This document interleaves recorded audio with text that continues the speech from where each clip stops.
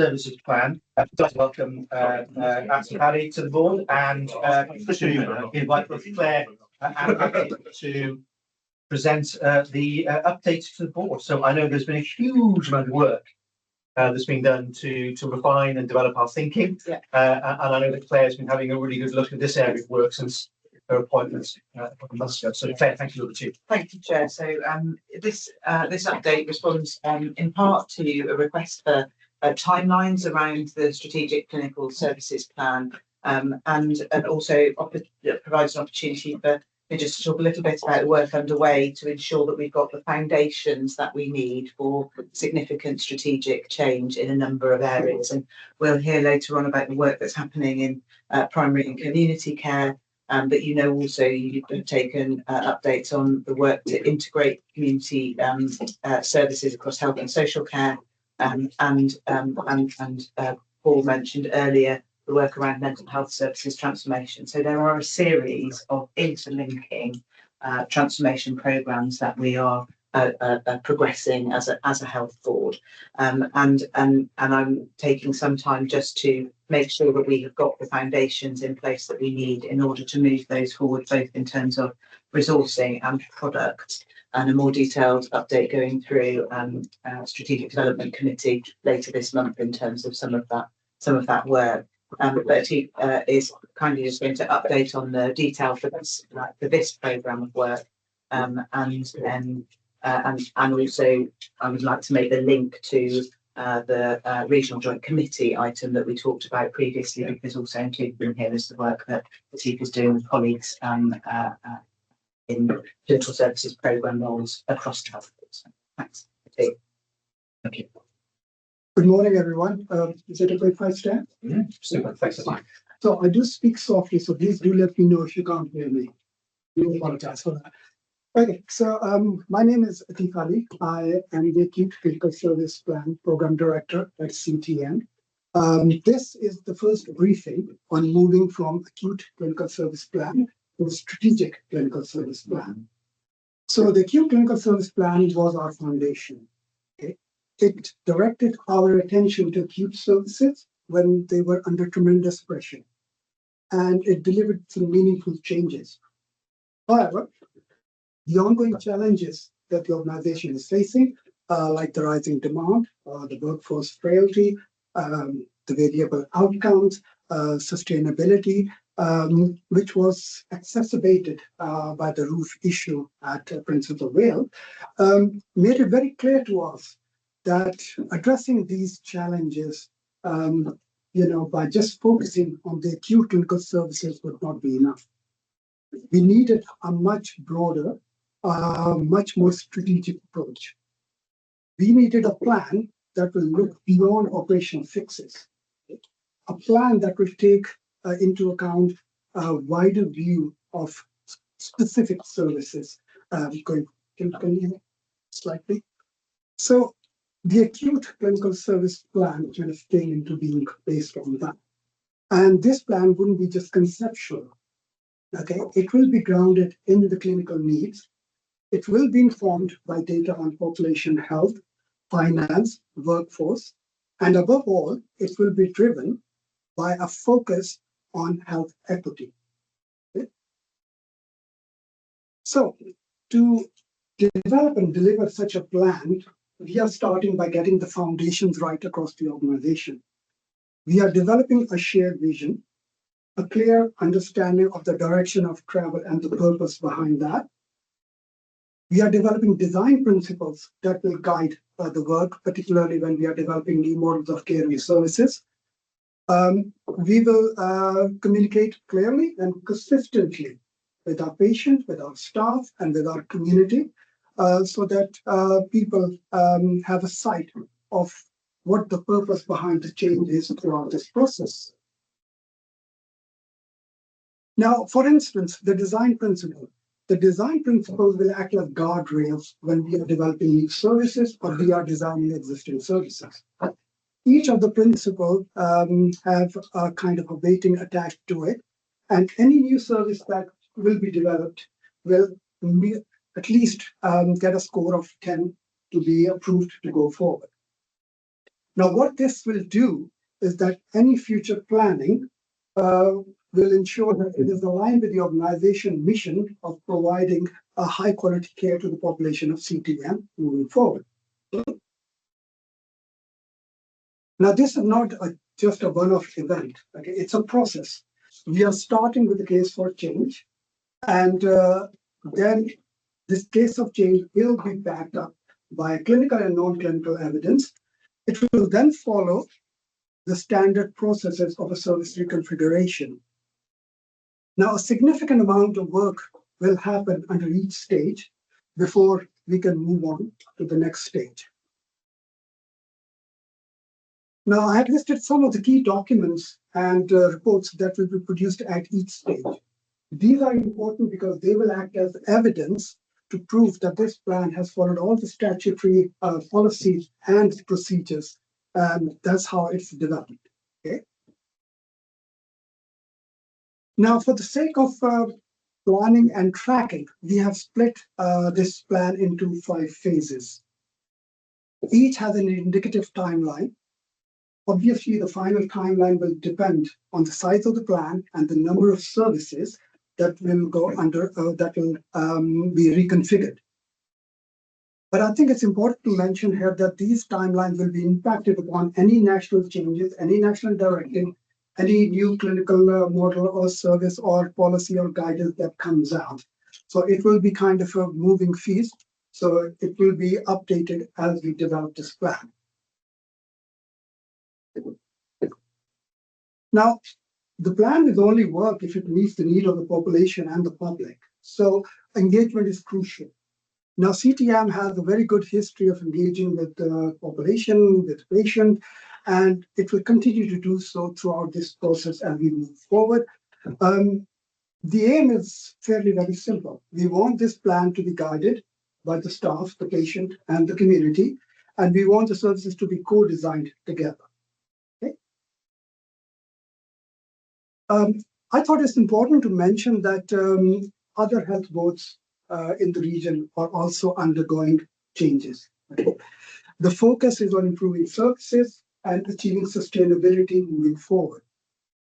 I have listed some of their plans here just to make a point that CTM is not unique.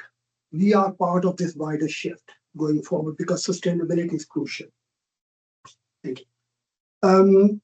I've just listed some of the challenges which are very common across all the health boards and the approaches that they are taking to address these.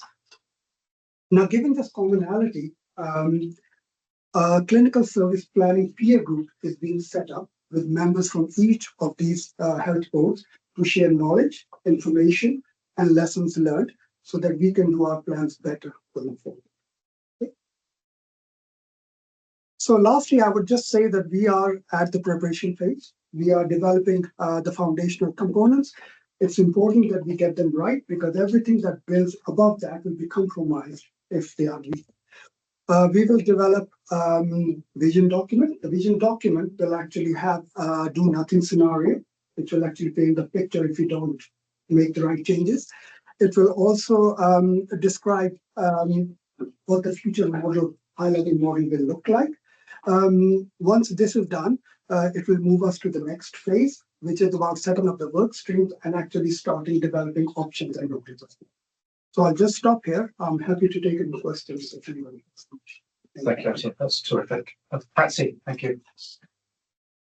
I think this is so needed within the organisation, and as a presentation, this is exactly what I would expect to see of a planning document, or the graphics or the terminology.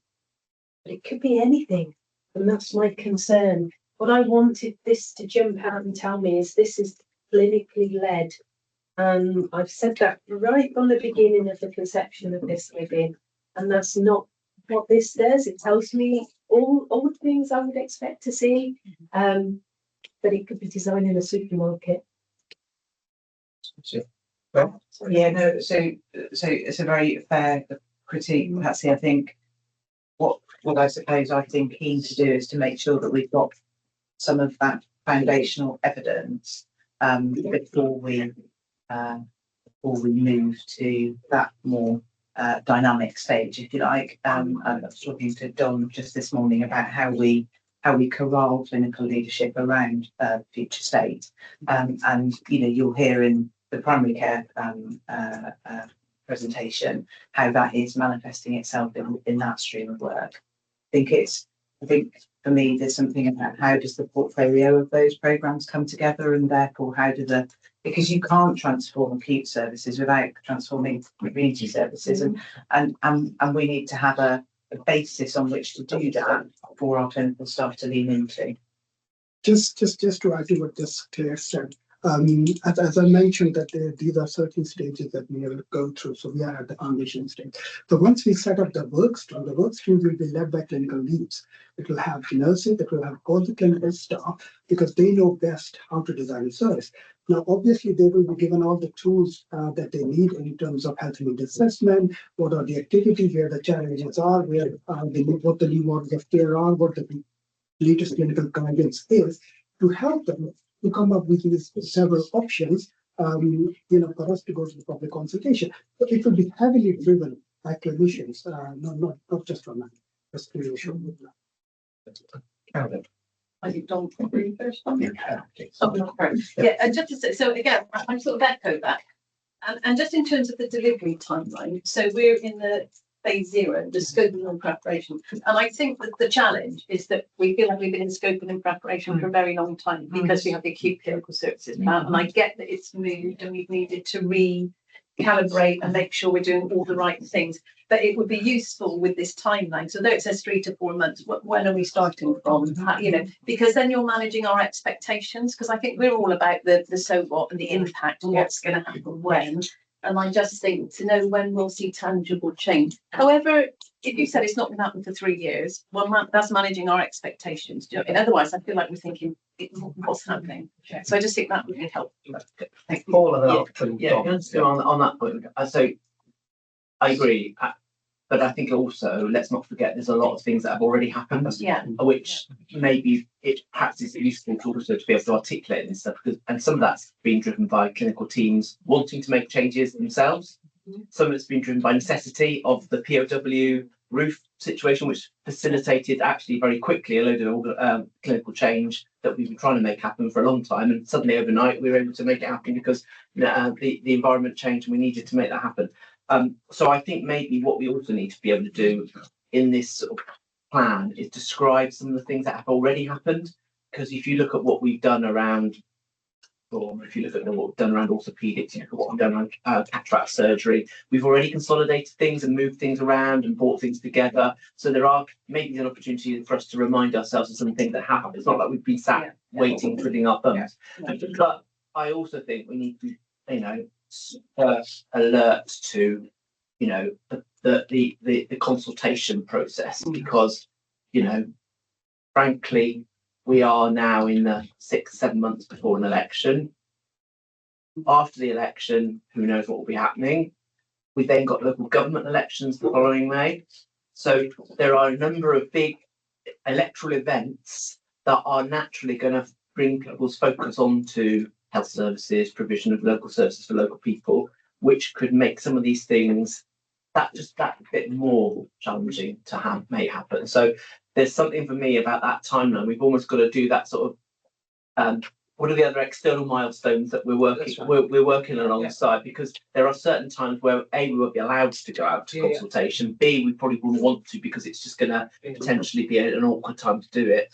But equally, there are periods of time where it's the optimal time to go out to the public and have those conversations. So there's something about, I think, as Patsy and Carolyn says, we've got the phasing. We almost now need to put some dates against the phasing to say, actually, reality is, to your point, Carolyn, we're not going to be able to do anything on this until at least after the election next May, because and we just can't do it. That's right, and the dates are not only dependent on external factors, but internal factors around resourcing and sequencing, isn't it? So how do we make sure that this is deliverable? Dom and then Cass. Yeah, so I suppose my point here is that I'm going to be the first one to jump down and say our clinicians have got fantastic ideas. They know what they want to do and they want to drive it, and how do we harness that? And I think they're absolutely brilliant. But the one area, maybe to be fair, and without being shot by my clinical colleagues, but actually we're not good at thinking, when you're in one specialty, you don't think about that, the bigger impact, what are the external factors, even if just by moving it from this ward, the impact that's going to have on 3 or 4 other teams and how that works on there. So this is a really good framework to allow us to sort of build on that. And I think the next step really is for myself, for Lauren and for Rich, sorry, Greg, to work with Claire and her team to actually flesh it out of, right, this is the bones of it. This is how the clinical leads are going to take and drive it forward from here on. But I think we need that to make them realise everything that's already considered. That's fair with my clinical colleague. Yeah, that's not Kath. Yeah, I mean, thank you for the presentation. I was going to ask the same question around the timescales, I think. And I guess it's just to emphasise, obviously, that need for that phase 1 around the case for change, which will lead into then the options. And there will be some things that we can do despite what's happening externally, around, and there'll be and we're going to need to do for our population needs. So it's not just one thing that's going to happen at one point in time, is it? There's going to be lots of different changes, lots of different options, and we're going to need to sort of have a prioritisation of those, aren't we, around and see what is doable and what's not.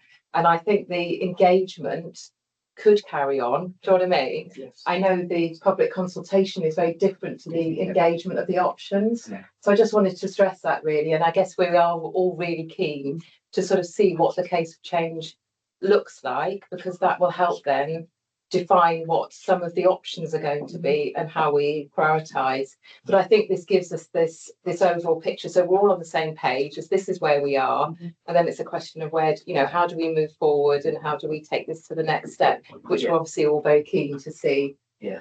Time. Yeah, no, I agree, Kath. And I think Claire made the point earlier as well. We also could be realistic about what's doable with the capacity we have. Yeah. Because candidly, just the engagement itself, many of my colleagues, one small change at YCC, for example, has required an enormous amount of external engagement and involvement with local authority, MSs, MPs, and that's to do one small change in one community hospital.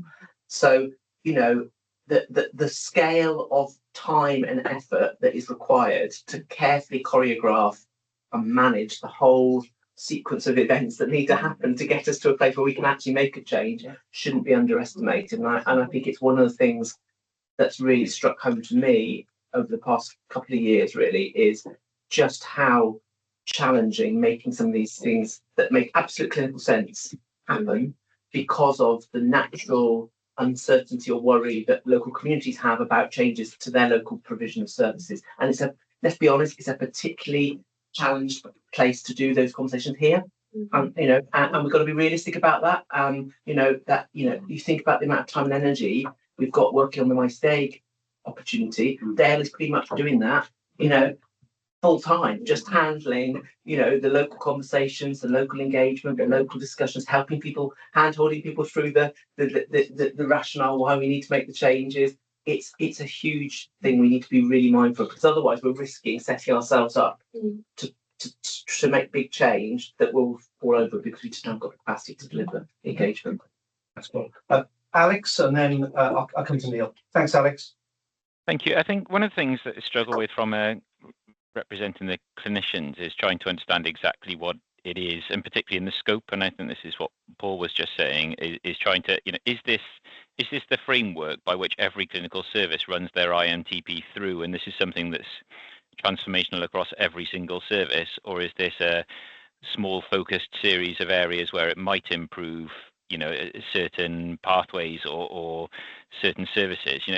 Is this every service? Is this certain small services? And just trying to understand exactly what this really is going to be, and how people who are directorate managers and clinical directors and all of those people are going to expect to need to change as a result of this project. I'll come to Claire on the specifics. Thanks, Alex, and I'll come to Neil. Thank you. Alex, it'd be really good to catch up with you offline, but I would say it's both. So this is delivering the strategy of the health board, isn't it? It is about building healthier communities. That will require every element of every service to change over time, because we have to keep pace. And what we're doing at the moment is articulating that case for change that says if we stay as we are unsustainable. Then there's a series of changes that can impact on that and make us sustainable for the future. At the same time, we have to run our IMTP and we have to run our day-to-day business alongside that. So I hope that's helpful. It's a very quick answer to what is a much bigger question. Thanks, Claire. Neil, thank you. And I was wrestling with a similar question actually, in terms of is this about sort of improving the next 12 months, or is this about reshaping for 5 years? And the thing that I was kind of looking for within the deck really was that vision of what does 5 years look like? Yes. And how do we solve the problems of 5 years today so that we can get there by the time we get there? Because to your point, Paul, the inertia is enormous. So we need to make sure that we put things in place today that allow us to get there in 5 years' time. And that was kind of the question. Yes. So I'm trying to do things properly. So I'm taking the foundational products that I think we need through strategic development committee this month. So and can bring that back to board next time. But I think to Neil's point, and Claire knows my favourite analogy is the jigsaw box. We're trying to, at the minute, it feels like we're trying to put all the pieces together without a picture of the bot on the top of the box that we're all aiming to get to. And the other thing I'd say is we've got a session coming up with the board around our digital ambitions. In any other industry, the only conversation we're having about a strategy group, where's digital and technology going to be? What is that as the fundamental part of our strategy? And I think we need to try and, which I know Claire is doing with Stu, is tying together our ambitions and thinking around digital and technology transformation as an integral part of our strategy. Not we'll do the clinical bit, and then we'll think about what digital does. Actually, they've got to be done hand in hand. In the same way, we've got to look at that from the workforce perspective. In the same way, we've got to look at that from our building and estate perspective. So I think it is a complex thing. I think, as Claire said, what we're trying to do here is let's get the foundations clear and straight, and we're all starting from the same place. We all understand where we're going from.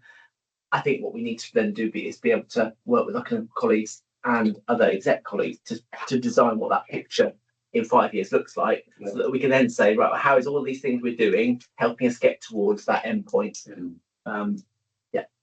Stu? Yeah, no, thank you, Chair. And just to build on Paul's point actually about the foundational piece, even with the digital and data approach and technology that we might, you might want a 5 year, what does it look like? And that's really bold to do that because technology is changing at such a pace anyway. But actually within the work that Claire and I are doing is looking at some of that foundational stuff that we need at our core, looking at opportunities like LHP in terms of how can we use that as a test bed, if you like, for some of this in terms of our, not just our new sort of systems and applications, but also the infrastructure that we might need in the future and how we adopt cloud, etc., and all of that kind of stuff. And then, sorry, if I can just comment on that. And then how do we get that knowledge and that insight into the hands of the clinicians? Yes. So that when they're thinking about what does the clinical service look like? Yeah, could thank you for that. So yesterday, Geth and I hosted a number of clinicians in the room around LHP, and actually we were starting to talk about. Actually, they were probably thinking, what systems are we going to have and all the rest of it, but actually we started to talk about some of those first principles around foundation. So that is what we're doing. Thank you. What I think we should consider over the next 12 months as things start to develop, and I know there's a lot of work that's going on behind the scenes in terms of engaging with our staff, our clinicians, thinking about how we start to identify those services that clearly, in the first instance, and accepting what you say, Claire, about the pace of change that may be required over a period of time across our services, but those things that may require, most likely to require, most immediate attention. We have a risk profile as an organisation. We list our risks in terms of where we believe we are most challenged. Well, I think we need to factor that into account as well. But certainly, I think if we can return to maybe some updates at board briefing sessions or perhaps some time in a board development session. But I think, again, just to make sure that the board is engaged through this process as we start to refine the thinking. And obviously reflecting the fact there are points in the next couple of years where it is more difficult to have a public conversation around, you know, the scale of change, the shape of change, and what that means. And I think fundamentally, going back to Neil's point about, you know, articulating what this means over the next 5 years, it is being able to articulate where is it we're trying to get to 5 years from now. If we're describing our healthcare system, what it means for people, and what we see ourselves as a healthcare system, how do we describe that?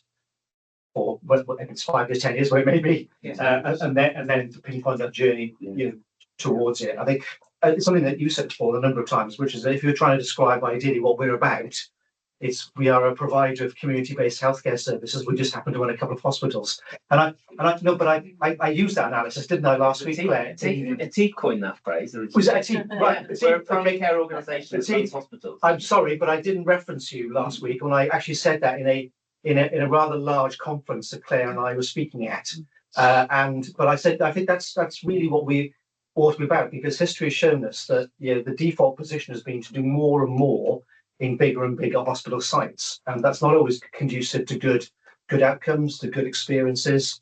And knowing now that we can do more close to where people live, I think is something that, you know, we ought to look at in a really ambitious way. So, and there's moving parts, huge moving parts with all the community healthcare stuff that will be going on. Just to add to what you said, I mean, we'll get to discussion about, you know, how can we do things differently? So instead of doing locally or clinically based services like this is hospital, we're going to take a different approach. We're going to say, what can be provided safely in a patient home? What can be provided at surgery level? Absolutely. What can be provided at a cluster level, a health center level, and then the hospital level? Yeah. It should not be bounded by, oh yeah, this has to be a hospital. Absolutely. Because there are so many different examples around the world where things are done, you know, successfully and safely in the community, because that's the right place, honestly, in my opinion, to do a lot of care. Steve, thank you very much indeed. And if we can perhaps have that conversation with myself, the chair, and the governance team as to how we now factor this into, you know, planning of our updates to the board over the next 12 months, that would be really, really helpful. So thank you very much. Thanks. Okay, on the subject of, you know, substantial transformation, you know, and this is a, you know, I think really important, because of course we're talking about something that has several moving parts. Okay, so we're not just talking about a clinical services plan, we are talking also about the sorts of things that we want to be developing out in our communities and the shape of that future model. So thanks for being able to bring this update presentation back to the board. Thank you. No, thank you, and I'll stand up as well if that's all right. These slides are fairly hot off the press. So these were presented to the Primary Community Transformation Board yesterday, and I will try and do them justice. But you know, it is thanks to the team within our leadership team within our primary community care group, also colleagues from the National Association of Primary Care, but particular thanks also to our 3 locality lead GPs who have massively inputted into what this then looks like. So if you go to the next slide, please, Anna. I won't. There are 27 slides. I don't intend to talk to all 27 in detail, so panic not. You know, linking to what Atif said, you know, we know that we've got growing demand, we've got services that are under significant pressure across our whole health provision. We equally know, and we've heard some this morning, haven't we, about the impact that has then on the quality of care we're able to deliver, but also the experience that our population has when they are receiving care. And we also know that we've got an ongoing challenge around the affordability of how we deliver care. And you know, those drivers, I think, are well rehearsed by us here at this board. Next slide, please. So in recognition of that, and I guess despite those, what is clear across the CTM footprint is there is a real opportunity and desire for us to work together between health board services and those services of general practice to really think about how we can improve that for our local people. And you know, we've done a number of engagement events with GPs, and you know, what's come out of that is there a real drive to deliver those ambitions. So be it, you know, be actively support people to stay well and prevent, shift to a how do we keep people well rather than responding to people when they're sick. That we've got that level of access. We're particularly focused on equality of our population and recognising the real diverse nature of the CTM population. I think that is really crucial. But that we have that universal service at scale that can then respond proportionately around the intensity of that need. Next slide, please, Emma.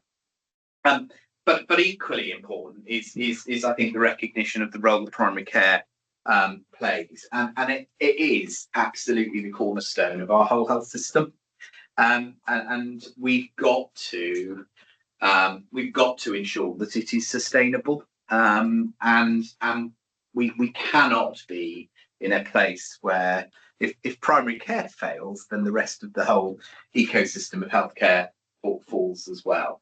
And so it is absolutely about how we support that. And I guess then this is about the transformation. So we want to shift, and the conversation that we've had previously at board is about how do we shift from the current silo working, into something that is far more about integrated population-focused services that prioritise prevention, proactive intervention, and that multidisciplinary collaboration. And that will allow us, as we've just been discussing, linked to the wider clinical plan, how we can ensure that more care can be delivered to our population in their own home, or as close to their own home as we can deliver it. And that we can wrap around that then the specialist input. And we work at the moment, I think, on the principle, if you need anything beyond why, we have to bring you to one of our cathedrals of healthcare. And actually we've got to bring that we've got to stop thinking about big edifices and move that care closer to the patients. But part of that then is it helps us address those long-term sustainability challenges around the workforce, around the estate, crucially around how we digitise that piece. But what we end up with is a resilient model of care that is able to deliver for the future. Next slide, please. So we sort of built that then into 5 key focus areas. The first is the ambition of digital first, and we absolutely recognise for most of our lives we do everything digitally. Certainly in the first instance, healthcare we don't, and a real opportunity for us with the rapid development of digital technologies and also the role of artificial intelligence in transforming. In the session Stu and I had yesterday, one of the things we saw was a Bluetooth stethoscope, and so that went to the patient, literally just the head of the stethoscope, and you put it on your chest, and it sends all the messaging straight to a computer that is then sucking that data in. So not needing someone at the end of the earpieces whilst they listen to it. We also saw some really fascinating data about how you can use generative AI and its role in really prioritising the intervention of patients. So absolutely really important that our first ambition and core principle has to be about digital first. There is then that whole piece around proactive integrated primary and community services. So at the moment we've got really fragmented services. We've got a multitude of teams. We've had this conversation here about the sort of role of hospital at home and how that's about bringing a multiplicity of teams into a single piece. But we know that MDT that sits around that natural community is really fragmented. And so part of this is about how we bring that together and join those pieces of the jigsaw up. But it is also about how we shift our investment. And that isn't necessarily expecting new money, but it is about we're a large 1.6 billion pound organisation with an awful lot of resource, and at the moment that the majority of that resource is not focused in that community. So it's how do we think about that in a different way? Again, community-centric care, so far more about urgent care, diagnostics, hospital at home, all of those infrastructures that allow us to deliver that care where it needs to be. But also that then is refining the role of the acute general hospital, and you know, it's a bit of a mindset shift of actually the community is lending its patient to the acute sector for a specific planned intervention. You know, it's a real opportunity here for the vast majority of our patients that enter our system in an unscheduled way to move it far more to a scheduled way. You know, using that AI process, using our population segmentation, it allows us to identify those patients where an earlier intervention, a much shorter intervention, will allow us to get them to back to a level of function or reduce their likelihood of a crisis. And so really thinking about that specific role. And of course, then it is that cultural shift, and it links again to the conversation we had about the regional committee. You know, what we're talking about is that whole trust approach being central and core, and that clarity over how the money flows. There's that I think really unlocks a lot of the conversation we need to have. But again, driven around that measurement of outcome improvement for our population. Next slide, sorry. So we've touched on these, and I won't go through these in detail, but really important that piece around digital technology. Next slide, please. And you know, this integrated team. I'll come back to that in a moment, but that real important piece about how we have a single team looking after a population, and we have these wonderful historic demarcations of, well, someone at some point has made a decision that patient is housebound, or so therefore they get their care from there rather than playing your team to the biggest strength. Next slide, please. Again, we've talked about that, so if you can move through. One of the things that we felt was really important, though, was really thinking about those outcomes, and what would that begin to look like, and very much trying to make it focused on that what our population report in terms of their ability to manage their own health, improved access and improved experience. But equally for the people that work within the health service, again, really trying to drive that level of activation and engagement, and how that then affects the impact in terms of demand and spend, but also that then broader societal benefit. Next up. You can come over that slide actually in the next one. So in terms of what does that mean locally, for us then this is about this is our cluster structure. So we've got 7 clusters. They range in size of population from about 30,000 up to 90,000.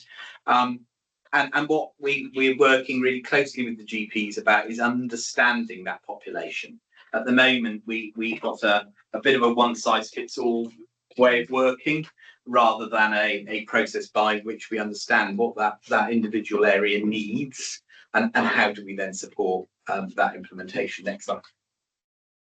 This is really stark for us, and shows the prevalence of long-term conditions by the clusters within CTM. Bridgend North, as you will see, has got the highest proportion of patients with multiple long-term conditions.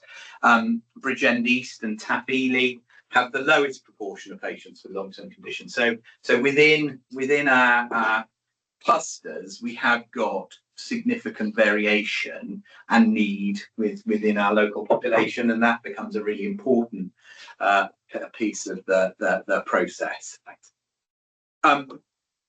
And so the feedback really from our GP colleagues, and Kath joined us yesterday at the board. There's three key things for them.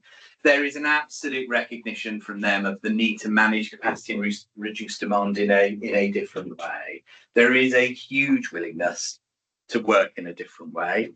How we approach that is of course the crux, and a desire to build that really strong relationship across both the primary and secondary care divide.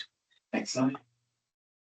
And again, you know, this was then generated by our GP leadership around what they felt the vision of the future could look like, and it really comes back to the original ambitions that we were talking about. So it is about health and well-being improvement. It is about being proactive and focused on prevention. And that piece around that equity and fairness for our population is equally crucial in terms of how we approach it. Yeah. They all did their own little drawings, which we promised Paul there wouldn't be a little picture of a patient in the middle, because we know that unlike those ones. But interestingly, what they've drawn, some of them have got links with good digital people. Some reverted to good old paper. Is actually when we then did ourselves. We're all talking about the same thing, which is really powerful.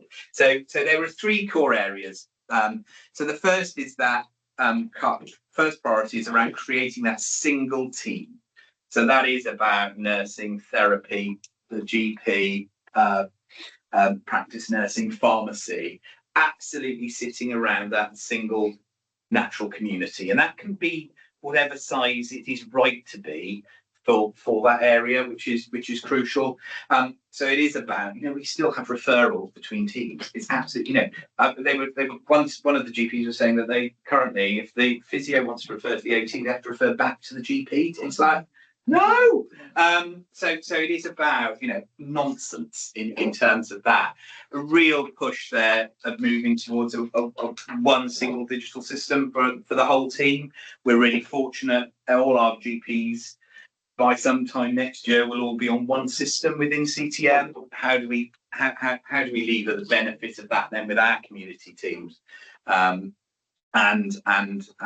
work then around a single list and a single team, rather than the current position. Next slide, please.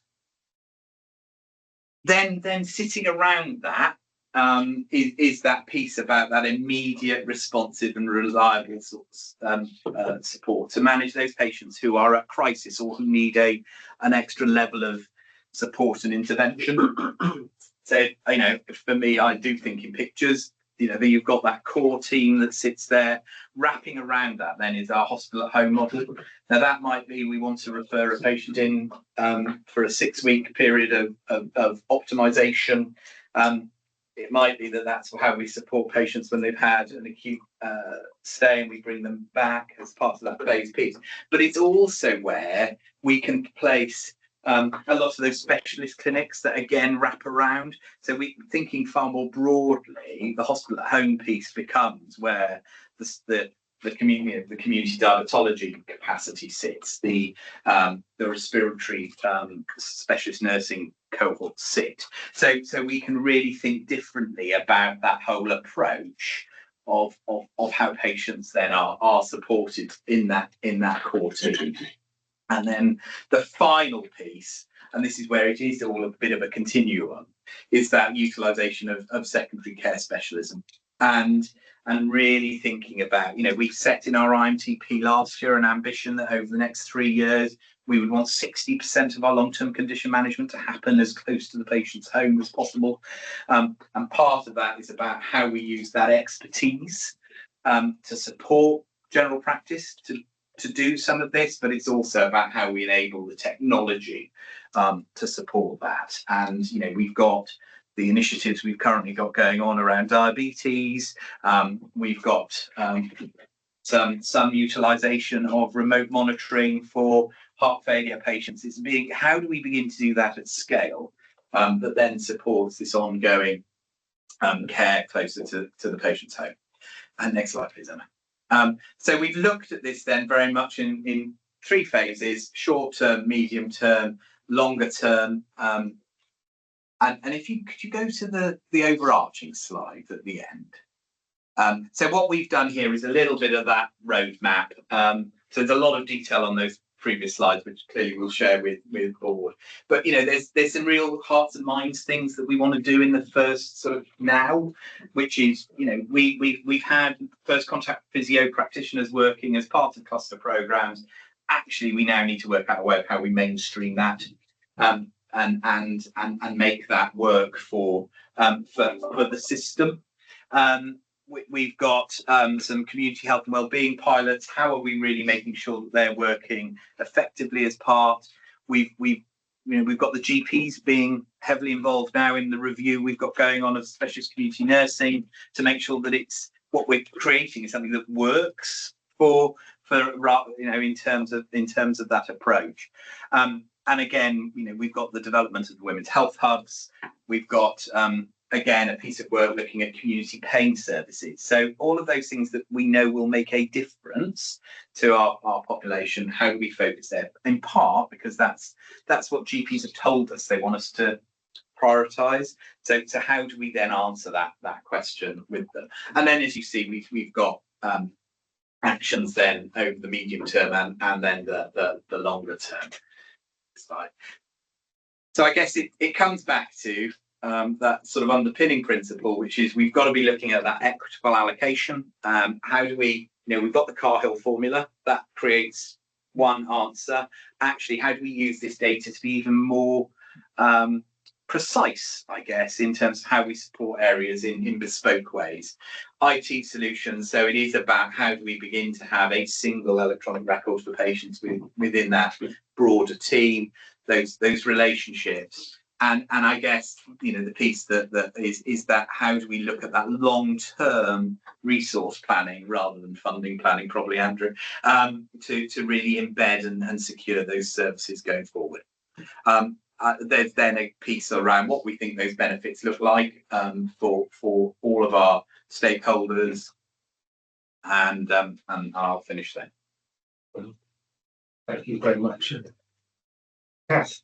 Thanks. Yeah, I just wanted to say thank you, Gethin. That was a whistle-stop tour through quite a lot of detail, I know, and I'm sure we'll share the slides, the board. But I was so impressed by the primary transformation board yesterday. Honestly, I just wanted to share that really, because there was a number of key points for me. One was actually hearing the GP's voice. So we got our 3 lead GP cluster leads. I forgot the title wrong, sorry, Paul. But it was great to hear from them. And I know they now want to go and do more engagement, and we will do more engagement with the other GPs, because obviously we've got lots of GPs across CTM. But it was really great to hear that GP voice come through, and actually some real great ideas and actions coming through. So I was really impressed by that level of engagement. I think we also talked about the national programme and how we influence and align with the national programme, which is really important for CTM. We've kind of got to get on with things, but we've also got to make sure we're aligning as well with that national programme. I think we also talked about how we bring together that clinical service strategic plan with the community and how we engage on that as well. So that was absolutely picked up, and strategic committee will be picking that up, and as Claire's mentioned before. And then I think finally for me it was also around, you know, how do we bring physical services with the mental health services? And we only touched on that yesterday, but I know it's something that we are going to be looking at, you know, because mental health services are absolutely part of the community health services that we want to provide. So I just wanted to share really how excited I felt yesterday actually going to it. It was fantastic to attend it and to see real progress being made. It felt really good as well. So thank you for, you know, letting me attend. Thanks, Kath. I would certainly echo that, and I think certainly think about the conversations you and I have had with GPs who have been engaged in this work. How refreshing they have found the approach about being able to use their expertise and experience of primary care to help inform and support, you know, the work that you get and the team are seeking to deliver. And, you know, their experiences have changed quite a bit in recent years in terms of the demand, the pressure, the types of people who are frequenting GP surgeries on quite a regular basis. And, you know, I think how we then provide that multidisciplinary approach in our communities, which fundamentally over a period of time will mean that more of our staff will work in different places. I know that requires consultation and engagement and making sure that, you know, we explain the vision and why that vision matters. But really, this does mean that our how and where we use our resources and spend that resource is quite important. So, you know, trying to say to people, actually, some of these people will not need to work in large hospitals. They will be out there doing things probably in a very different way, and you know, the pattern of service delivery will start to look quite different, won't it? Yeah, no, absolutely. Yeah, no, it is really positive to see. And I think, you know, the fact we've now got GPs stepping up and wanting to help shape and design how this future model looks is really, really important. And but it's also was very evident, and they were raising this yesterday, that GPs by the nature are independent contractors, so there isn't one way of doing things. You know, we've got 40 odd practices in CTM. They all do things in slightly different ways, and that was part of what we were discussing yesterday. Is how do you bring about a standard, trying to move towards more of a standardised way of working across, frankly, 48 practices that are all very different, have all got very different views, and they're independent contractors. So this requires a very different approach to perhaps some of the conversation we were having earlier about the acute side of things, where those are all directly employed services. We run everything. We're in control of it. So it requires a different skill set, and it does require those peer support leaders in the GP world to be helping do that with their peers, because that's where some of those things will happen. I think it's also goes back to Claire's earlier point about the regional committee about trust, because I think if we're going to make progress on this agenda, we've got to resolve some of the day-to-day stuff that gets in the way for GPs. And I was at the Regen GP meeting earlier in the week and had an hour of all the woes of the world of, you know, all the stuff that doesn't work for them. Just basic stuff like being able to get hold of the right person when they need to get some advice, or being able to get a letter that tells them exactly what they're meant to be doing, or ideally not a letter, but something electronically, etc., etc. So there's something, and we talked about this bit yesterday, about how can we do some things quickly that will start to build that trust. And then the other bit I was just going to mention is this is against the backdrop of a big shift, I think, nationally around this agenda. So the new Chief Medical Officer is very, very keen to evidence and promote the shift of focus away from hospital care to primary community care. She, over the summer, did a piece of work which I was involved with as the lead chief exec on primary care, looking at what we're currently doing in Wales in primary care, and was being quite challenging and saying, well, we've been working this way for so long, is it delivering the results we thought it was going to do? If it's not, then we need to perhaps relook at it and think, do we need to do something different? So she is very much keen to shift and change and promote this agenda. The Cabinet Secretary is very behind this as well, and is really being quite exacting now and saying he wants to understand what the health boards are doing in this space. He wants evidence about how we're shifting our resources and allocation of resources towards this agenda. So I think it's a really positive national environment against which we're trying to do this. So it's not like we're pushing against the national ambition. And in fact, I think in some ways we're probably further down the line than perhaps other places. But it's absolutely fundamental to the earlier conversation about the clinical services strategy, because unless we get this right, we won't be able to do the other things we want to do in terms of redesigning hospital services. Absolutely. Thanks. Stu. Yeah, no, thanks, Jay. Thanks, Gav. Great set of slides. And you know, as we discussed yesterday, actually, one of the things, nuances, obviously they like to see digital data first, but I think we need to be really clear on single system versus single record, especially picking up Cat's point around mental health, because we're already in procurement. Obviously, we can't discuss now, but you know, we go down that single system route, we could be quite prohibitive. So I think help you shape some of that, I think, because we want to make sure that that is fit. But if we try and ties into what Paul's just saying around the unlocking some of the day-to-day frustration stuff, dare I say, a data sharing between primary care and secondary care. So all of that comes into this, really. Thanks, Neil. Thanks. Fascinating presentation. Great to see a glimpse of the future. Open question about the role of potentially community pharmacy in this as well, especially when you start to think about the care of patients with long-term conditions, and how do you monitor those patients, the growth of over-the-counter diagnostic tests, how do you get that diagnostic data back into a medical record so that actually used to manage a patient going forward. So there's a whole bunch of other potential opportunities here as well. So But very much on that, Neil, and we've got quite a good relationship with our community pharmacists within CTM, so we are doing quite a lot of work with them, and a number of them hold contracts with us now for the provision of some of those services. But you're right, and we were having this conversation yesterday about some of our paper documentation and how do we begin to get that into an electronic record, and you know, there are, I guess, we know there are ways, but a lot of this is about the patient holding that data as well, because we know wearable tech and all of those things are going to become more and more important, and how do we begin to use the vast majority of our patients have got access to electronic phones that will pull all of that data through.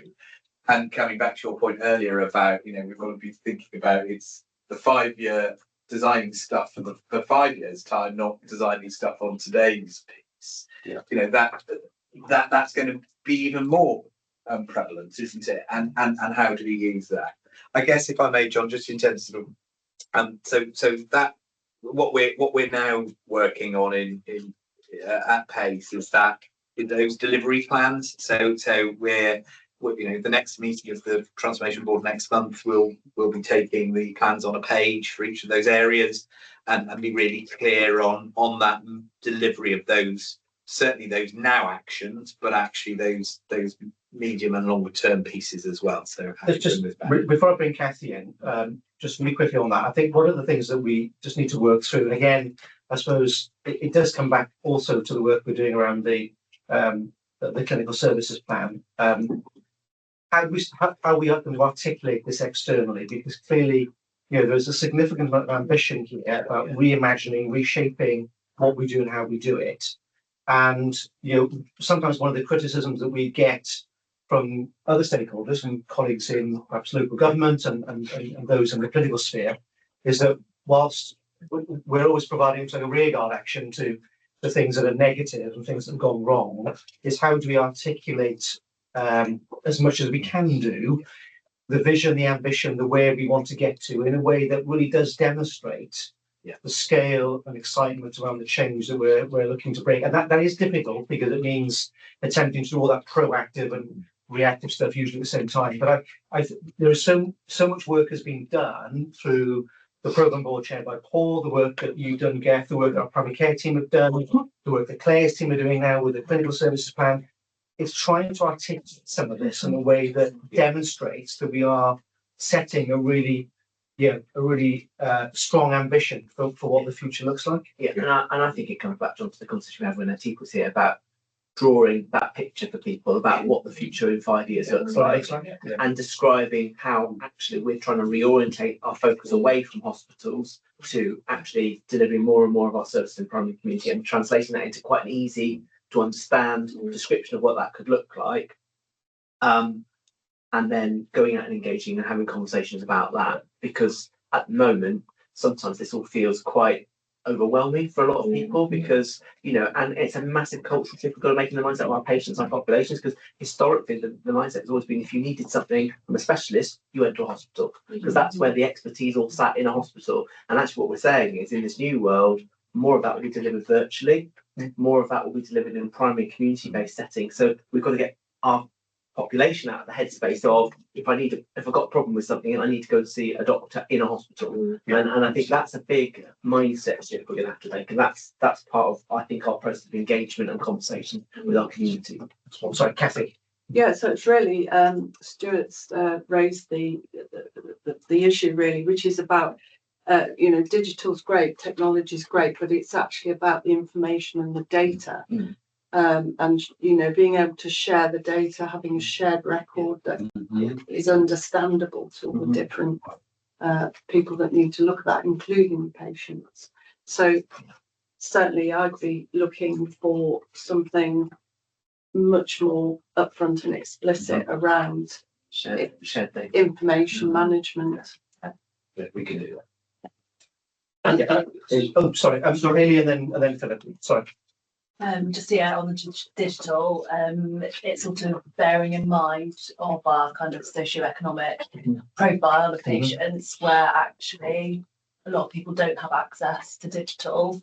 So a lot of the stuff coming in with the Sarens and stuff where we're actually having to give digital to people, and how's that then going to affect us? Lots at the moment, sort of people can't accept text and remind, or they can't accept information I want to send them electronically because they don't have access to it.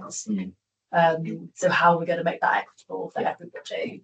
Yeah, no, and you're absolutely right, Hayley, and there's something about how do we work with, a bit like, they've been doing in maternity services where they acknowledged that was an issue. And so we found a solution to try and support those people that weren't able to access data on their phones by giving them SIM cards that enable them to do that. There's something for me also about, we need to design the solution that fits the, 85% of people that can use it, and then work out what's the alternative options we put in place equally for the 15% that can't. And that might still be giving things like we've just done in maternity, or it may be saying, well, actually for you, that's fine. You can still phone up and have a conversation with somebody over the phone. If you really want something in paper, or you need to have, because it fits your particular needs, we can still do that as well. So it's trying not to force fit solutions onto people, but tailor the solutions to fit the individual. Philip, and then Dom. No, I was just sorry for getting excited. We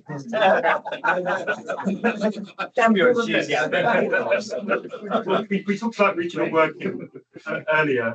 I think we have to recognise as well, in terms of those flows of information, especially primary care and secondary care, the national solution may be on the horizon, but I think we're going to have to think about what we do in the interim on a health board level, potentially on a regional level, to enable us to meet the ambitions we've got in terms of timescale, because we can't wait until for things to happen. We actually have to drive those things and happen. Yeah. And that is our duty as a statutory body. Yeah, absolutely right. Sorry, Dom. Apologies. I keep probably saying this because everything I was going to say has already been said by everyone, so I just agree with everything that's been said around the table.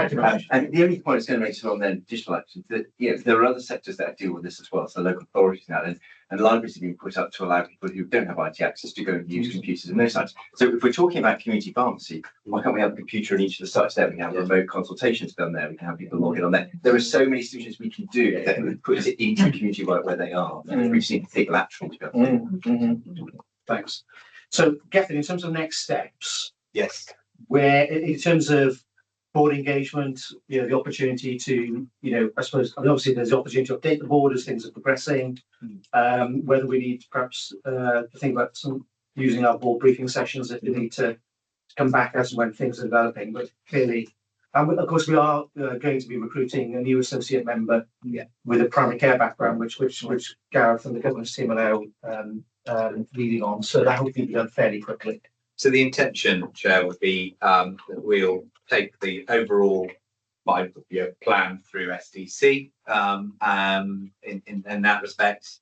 And clearly we can bring that back in terms of the deliverables through ODC in terms of how this year's actions and how we monitor that through, but very, very content to provide updates through board briefings and we can through. And I'm guessing some of this will also play through into the immediate stuff we want to try and do into next year's planning ambitions, but into the IMTP ambitions for next year. So that would be another place where it will start to appear, I think, in board conversation. Thanks. Thank you. That was absolutely terrific. And again, in terms of having a session today, which includes both the consideration of the clinical services plan and our primary and community care, absolutely the right thing to do, and very much the heart of what we're about. So thank you very much. Let's move on to item 7.3, the integrated performance dashboard. I'm going to come to Claire first before I come to Gethin. Claire, thank you.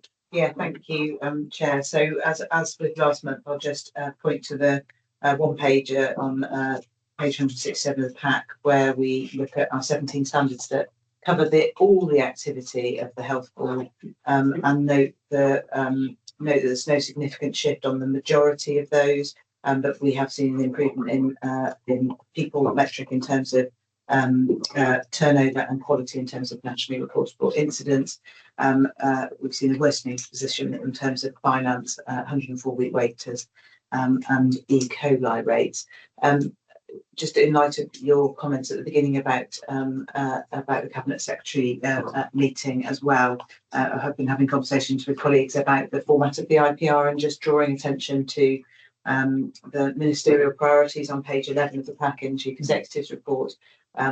Really starting to focus down on those and say where we are against those, rather than having to search through the pack for that information. So if we think about those standards on page 11, we're on trajectory for our 104-week waiters, so those patients waiting longest for treatment. I think at risk around our outpatient waits, but I know Gethin will talk to mitigation around that, and also for our 8-week diagnostic standard. Where we need to be for our 63% in terms of cancer standards, and obviously we've already reported doing very well against the ambulance handover standard, noting that is knocking into the maximum ED weights, and having heard about the fact that we're very aware of that and conscious of it and look at it already. So I did just want to, I suppose, highlight that we might look to refocus the IPR around those standards going forward. Thank you, Claire. Thanks. What I'm proposing to do is perhaps if we have an update from all of the exec colleagues and then deal with questions at the end, if that's okay, if people can make notes as we go through. I'll come to Gethin next. Thank you. Thanks, Chair. So just picking up then, starting with urgent and emergency care. We've talked already about the improved handover position. I think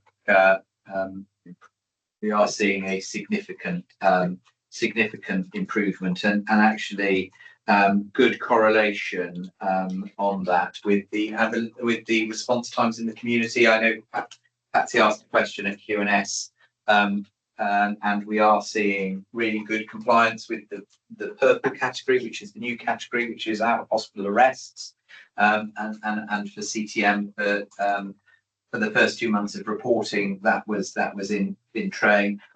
Red slightly over, but only marginally.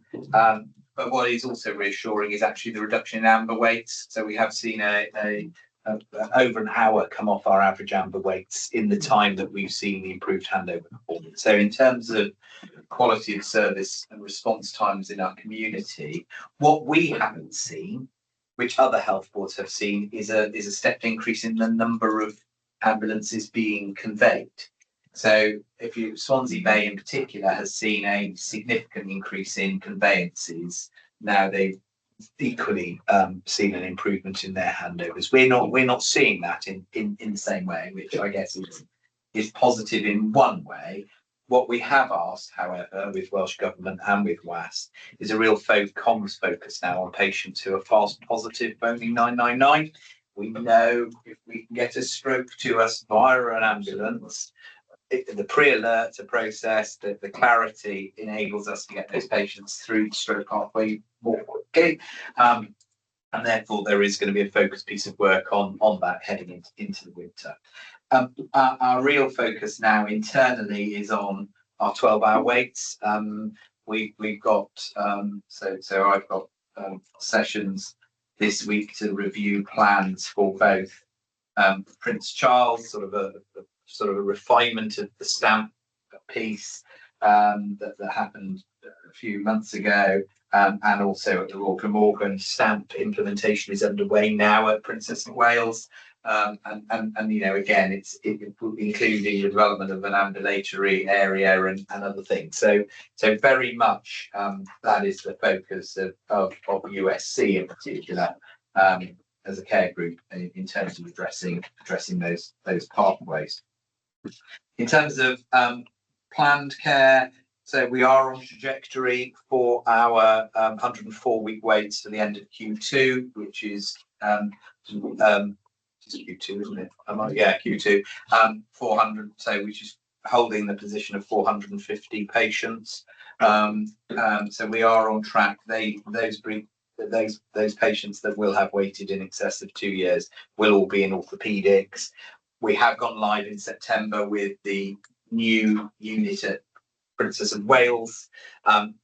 As of yesterday, we had admitted 119 patients through there from when we opened, which is a real step up in the number of elective orthopedic operations we're doing, which is really positive. And 109 of them had all gone home, so we're seeing a really good. So what we're seeing is that length of stay process really working well at POW. I'm also pleased to say that for cataract surgery, we're now booking at 86 weeks. For cataract surgery. So we've seen that, when you think we had a number of patients waiting well over 2 years.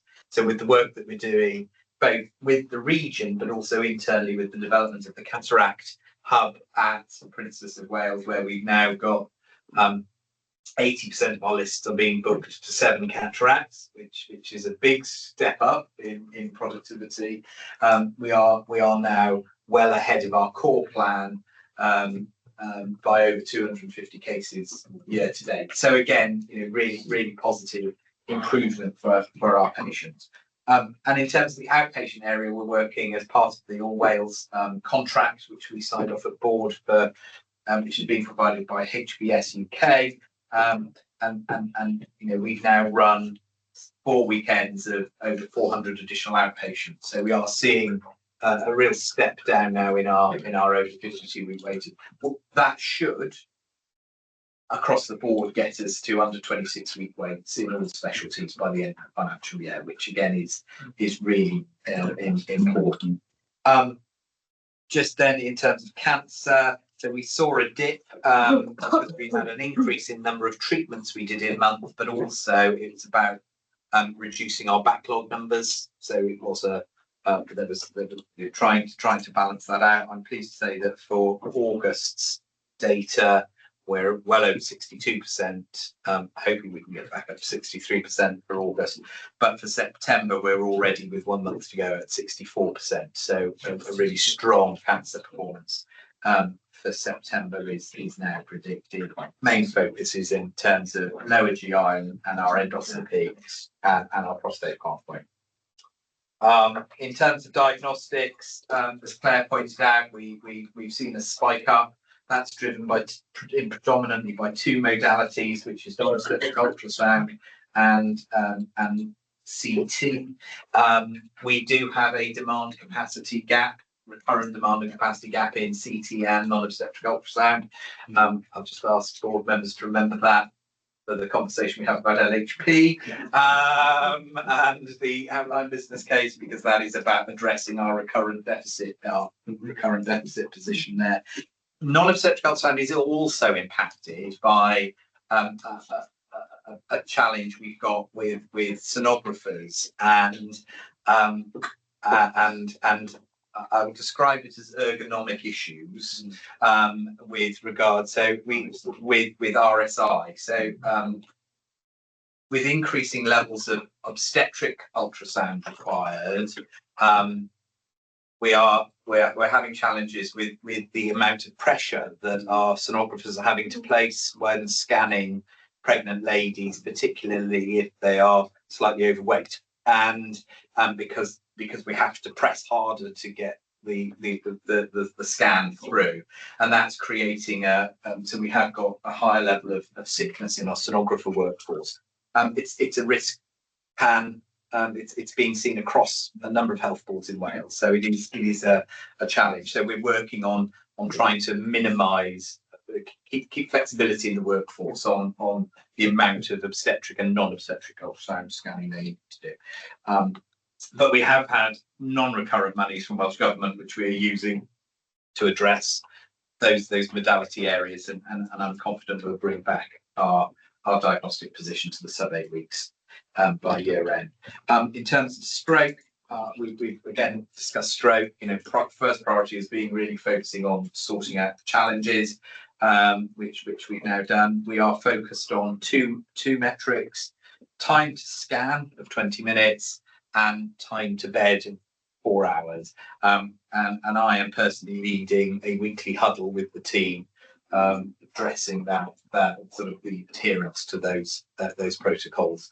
So that is underway. I've just also drawn out CAMS remains a really positive performance, which is great. I feel really comfortable. We've seen mental health, adult mental health numbers improve back, which is great. Although there's still a little bit too much volatility in month on month, which we're working with the team to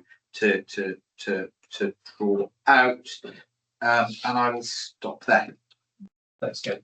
I'll come to Greg now for the quality section of the report. Thanks. Okay, thank you, Chair. So the PTR metrics are broadly in line with the last time we met. As Claire mentioned, there's been an adverse shift within our E. coli rates. Noted in the report on page 36, it gives an indication of the number of onset cases in the community of just over 80%, so really quite tricky to manage E. coli coming in. That said, our IP&C service now provides a community service, particularly focusing on catheter care. So urosepsis is a clear indicator where E. coli comes from. So hoping to see those rates reduce both in the community and within our inpatient settings. There's more work to do in the inpatients with particularly ongoing care of catheters, not so much insertion or removal. And just in addition to this part of the report, Kath mentioned the really positive YCC Ward 7 HIW inspection. We've had 2 others since we last met, so ED, RGH and POW maternity. Neither inspections had any immediate assurances, which is really positive from a safety perspective. Clearly there were some actions and recommendations we need to take forward as a result of the inspection. We haven't had the final reports back as yet. Normally takes about 3 months, and we'll whittle its way to the governance route via the Quality and Safety Committee. So that's my bit, and I'll hand over to Dom. Thanks, Dom. So I'm not going to go through the mortality bit in here because the graphs you can see did what we would expect our summer decline, as you would expect us to. I'm going to just bring up one thing which happened yesterday, which is the child death process. There's a new initiative across Wales about standardising how we actually deal with child death. It's a lot to do with the reviewing of the death, the learning, how we share that learning, and just the processes in itself that we work through. It's starting at its infancy, so no pun intended, but it's very new in its concept. And we've got 3 more meetings to actually be able to put that together in place. So as you would expect, my team, Rich's team, sorry, that is avoided, Greg's team, and I'll work very closely with them to help develop that and get that in place and get CTM to you across. So we will bring that to you when we formally agree that. But that's what I really want to raise your attention. Thank you, Dom. That's really helpful. Thank you, Lauren. Thanks, Dom. Thank you. Brief from me. As Geffin's covered most of the headlines, as you would expect. From a mental health psychology point of view, you'll see there's the ongoing challenge with the waiting times there. Just to say, there's some focus work happening to look at the waiting list accuracy. When they've done some deep dives into the longest waiters, there's people that could have come off the list that have been seen that haven't come off the list. Some people double counted, some people that would have been eligible for a stop clock. So there's some targeted work happening to make sure that that waiting list is an accurate reflection of the position that we're in. Gethin's talked about stroke. What's not in this in the data this time is the number of people presenting out of core hours. So for July, that was 43%. And we know that we've got a Monday to Friday 9 to 5 service currently. There's reference made to the work that's happening in terms of the pathway modelling and the right sizing of the bed base. And there's an expectation there that that right sizing will help us look at how we can achieve the 7-day working provision, how we can get towards that. And Gethin's referenced the challenge in demand and capacity across diagnostics that affects our healthcare scientists. It's the same within our AHPs. Continued really good performance in terms of AHPs and referral to treatment times. I've mentioned before the weight management service is now excluded from the figures that we report in nationally, but just to keep on your radar that there's a significant weight still for our level 3 weight management service. And Gethin's talked about the professional issues being faced by our sonographers. So there's been some good conversations happening there in terms of some workarounds, how we can get people back into work and how we can change how their clinical days run to increase the service resilience. And just a nod to the innovation research service redesign that happens across the HPs and healthcare scientists that comes through in our quality and safety committee papers, but it doesn't feature in the performance dashboard. Thanks, Laura. I'll come to Philip and then to Harold. Thank you. Thanks very much. Smoking cessation, I should say, we are exceeding our targets, and we're second in Wales with that. Obviously, we've spoken before about the CO validation, and that continues to be an issue across Wales. We don't want to engage with it. Human papillomavirus HPV vaccination, again, second in Wales. We're improving our comms support. We're targeting schools with low rates, so taking the service specifically to the schools and emphasising that.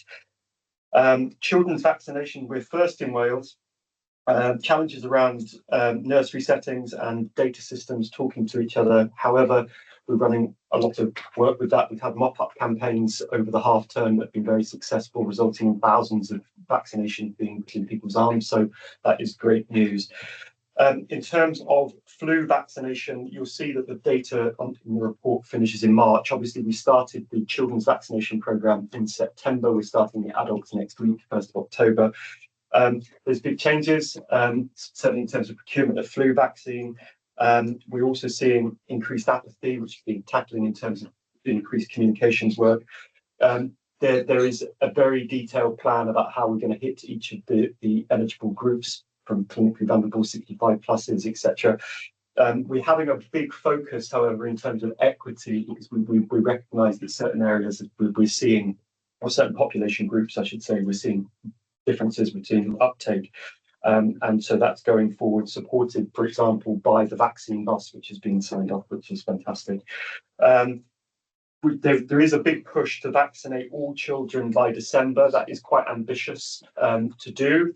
That allows us to, for mop-ups over the Christmas period, so that children are vaccinated for Christmas. So when we have that social mixing, we're not seeing large transmission events. And obviously, we have sessions with the community leaders, etc., to promote it. I just want to highlight, I was contacted yesterday by the National Vaccination Programme, and they commended the work that CTM is doing with regards to staff vaccines and sort of innovative approaches that are taking place, trying to push that through. That's an issue for us as well, although not picked up in this data. So that's me to share. Thanks for that. That's really helpful. Thank you. Harold, thank you for the work. Couple of things to highlight. As Claire mentioned, things are largely static from a workforce metrics perspective. However, there's a couple of concerning things in there. So just to start off with the one that's heading in the right direction, which is around turnover. So our nursing turnover remains around about the 5.5% mark, which is a huge kind of transformation on where we were 2 years ago at a high of around 13%. It's been there now kind of statically for around 6-7 months. So we can probably take some confidence now from the data. However, our sickness rates remain stubbornly high. Now, sickness rates across the public sector across the UK are high. However, we are at the higher end of that, and our sickness rates as a health board are probably among the highest in the UK. So there's a few things that we're doing about that. I've asked for a deep dive on this particular issue to go to ODC on the 28th of October. My team is working with a couple of areas in particular, not least nursing and HCAs, where there's been a significant increase, but also in facilities. Those are probably our two highest volume and most significant increased areas in terms of sickness. So we've got work to do there. I think there's some stuff we need to do around resetting process expectations, management expectations, back to Paul's point earlier, I think we've got to get a bit more clear about what we expect. However, with sickness, there's always, in my experience, two ends to that. You can only do so much just by managing the process. You've also got to tackle the causes. And some of those are a little puzzling at the moment. We're in a better position in terms of vacancies than we have been. We've got lower turnover.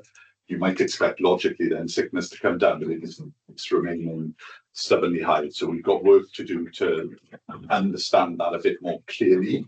There's a lot of stress and anxiety in there. That's our most significant reason for sickness still. So we've got work to do to understand that. It also honestly makes me think about the patient feedback we had first thing this morning. We have got huge amounts of pressure in our system, and it doesn't excuse any of what we heard, absolutely. And I'm just as concerned about that. However, we do need to think about the kind of experience that we give our people and what happens to them such that behaviour manifests itself. So I think some of those things I'm really curious to get underneath. So we kicked off a really good piece of work between my team and Becky Gannon in Greg's and soon to be Rich's.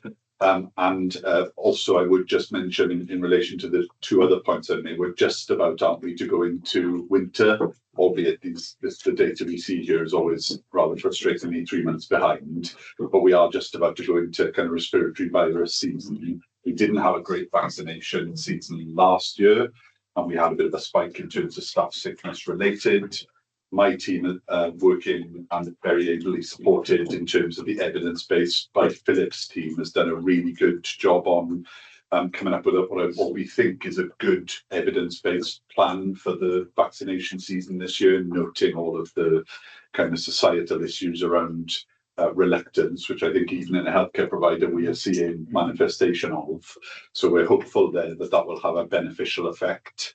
I would make a plea to board members, if you could have your vaccines, publicise it, use your social media presence, that would be brilliant. I've posted on LinkedIn, if you want to steal my post and the words, please do. And there's a nice picture on there and some comms has been done.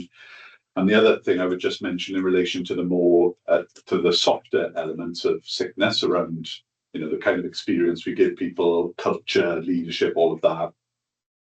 We have got our staff survey kicking off on the 6th of October. It comes around quickly. And again, I would really welcome support from board members. A really huge thanks to directors and independent members who've put themselves down for road shows and given up your time, some on weekends and some on evenings. So massive thanks to everybody who's committed to do that.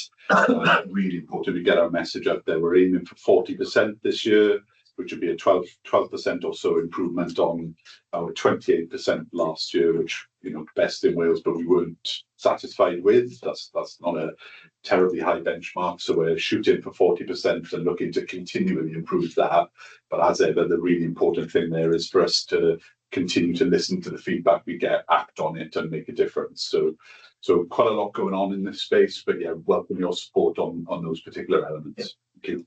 Thanks, Alan. Very quickly on the staff survey, I know that colleagues have reached out to board members to ask if colleagues could be on one of our sites in the course of the next couple of weeks. If board members can find some time to do that, that would be fantastic. We'll publicise and promote and support the initiative. Okay, questions to exec colleagues on any aspect of the performance report. Patsy, thank you.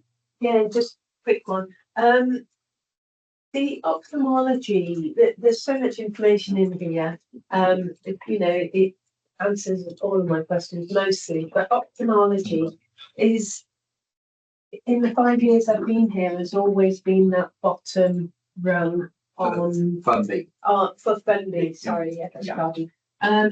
Now I don't know if that x-axis number has changed at all. I can't get back to the original data that I used to see.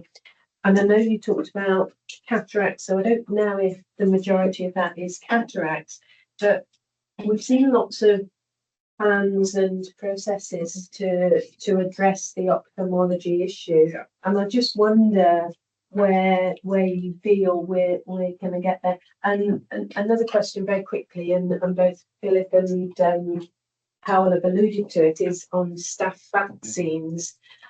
you've alluded to a solution, clearly that's in discussion. But are we taking the vaccine to the staff this year rather than expecting staff to go to the vaccine? Is my fundamental question. Thanks, Al. Thank you. Do you want to come in on that? Yes, yeah. So a combination of different methods this year. So we have clinics that people can book onto. They can also pitch up at them. We have peer vaccinator models, so people in clinical settings providing vaccination to colleagues, which worked really well for us in previous years. And then we have what have been described as roving, I think they've been roaming vaccinators to go around the system and pick up any kind of straggler. So a combination of all of those things, I hope, will give us what we need. Yeah. And they can also pop into their community vaccination centres as well. Yeah.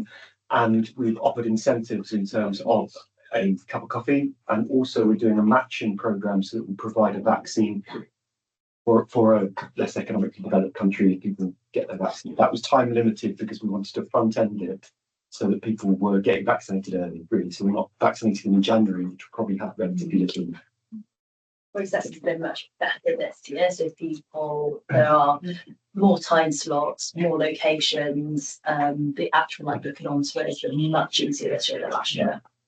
And I know staff complained a lot last year. Last year was horrendous. Having to seek out vaccine when there's a reference. That's another bit. Get the ophthalmology. Yeah. So I think the number has stabilised in terms of volume, and that's the biggest blob of green we've had. But I will get you a detailed plan. I don't want to sort of say things that I'm not 100% sure of. So if I can come back to board with a post meeting note. Thanks, Kath. Yeah, thank you. Mine was probably more to Claire, really, more of a general question around the metrics that we see, and whether, for example, I know it's very much formed around the Welsh Government framework, but the weight management is so key to us in CTM because of our population health needs. It would be a metric that I'm still interested in seeing. So that was the first point, really. Are there some other metrics that are really important to CTM from a population health needs that we might want to incorporate into this? And then the second thing was, at what point do we start even putting our toe in the water a bit more around the community primary care metrics, some of the new metrics or draft metrics that we might want to start thinking about? At what point do we start considering that?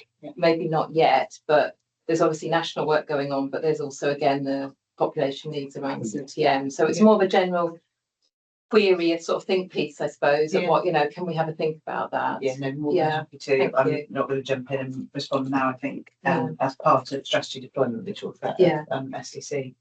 We want to make sure that this reflects our priority. Thanks. Phyllis, thank you. Yeah, mine's about the staff sickness absence, and you mentioned an increase in the stress element. I wondered how much of that has got to do with the what's the correct word? The way we've had to work because of the incidents in Princess of Wales. Some of the dissatisfaction about the consultation going around, about shift patterns, etc. So I suppose we've got to accept that there are things we are doing that will impact on that. And I don't know whether that's something we measure, whether we look at where the stress have gone up in that area or that area. Do we go into that much detail? Thanks, Hal. Yeah, so certainly locally we go into a huge amount of detail. So in care groups there are, each department looks at its own sickness, etc. Honestly, I don't think we know at this level because the figures are so large. I don't think we know the answer to that question. I can go back and see if we're seeing anything locally that would suggest that. Yeah. But yeah, I don't know actually. But I guess there's something for me about linking what we see coming through the sickness data with what we see coming through the staff survey data and triangulating. And what my team does do now is that we, the wellbeing team and the OD team have effectively a heat mapping process that they use to identify areas that we're worried about, frankly, and they then target their support accordingly. And that's a fairly new approach, that heat mapping, but hopefully that will have benefits for us. I suppose we do know, don't we, that when we made, for example, the changes to maternity temporarily, we did see a big spike in sickness at that point. And I think some of this is, again, is culturally saying to people, you know, the natural instinct to every problem can't just be, oh, well, I'm going to go off sick. You know, we've got, and so there is a bit of a cultural shift we have to make. I think working with trade unions and others to help sort of explain this and you know, and run it. You know, we've got formal processes that are designed to manage OCPs and service change, but there is something about, you know, setting it comes back to the earlier conversation we had at the very beginning. This is what we as an organisation want to do for you to support your health and well-being, but this is what we need from you as well as an employee. And I think we've got to really start to perhaps reframe some of those conversations. I think we're probably still seeing a bit of the legacy of the COVID era, where, you know, we had a lot of sickness, and it was obviously understandable why people were often for a very long period of time. But some of this is about trying to reframe, I think, our conversations around this. Yeah. Any other questions to Team Paley? Not a question, a comment. I'm just going to indulge in being a clinician for a moment and stand side by side with Lauren. So 14th October is AHP month. So we had some really good metrics come out of that. So if you see an AHP on the 14th October, give them a fist bump. Maybe not the sonographers. Thank you, Greg. That's a good reminder. Getting really quickly, just in terms of ED handover times, it's fantastic to see the performance being maintained, huge amounts of work being done. Again, it was great to be able to update the Cabinet Secretary on Monday around some of the planning around the stamp programme that's been transferred, you know, being rolled out now across our sites. And you know, the continued focus on making sure that we're getting people into ED as quick as possible. Has been some improvement in the ambulance response times. But if we then compare ourselves to the health boards, we are quite far down the list in terms of red, amber and purple calls in terms of how we compare to other health boards. I think the key, as I said in the last board meeting, will be as we continue to monitor the monthly progress, at what point do we then need to have a further conversation with the Welsh Ambulance Services Trust around some of the challenges they face in getting ambulances, or wherever those ambulances are, to people as quickly as possible, because clearly, you know, the expectation is that we release them as quickly as possible, but that they are actually out on the road, you know, responding to people's health needs. And if going back to conversations with Stephen Harry around the geography of our health board region, but where the ambulances may be positioned at any one point in time, you know, we may get to a point where the data doesn't improve that much. Yeah. And I think that's the risk. Yeah. We draw the assumption that just because they're not on our site, that they're actually getting people from their homes, and it may not be as straightforward as that. Yeah. There's an awful lot of them parked on the industrial estate. Every time I drive through it, it's lots. That's really interesting.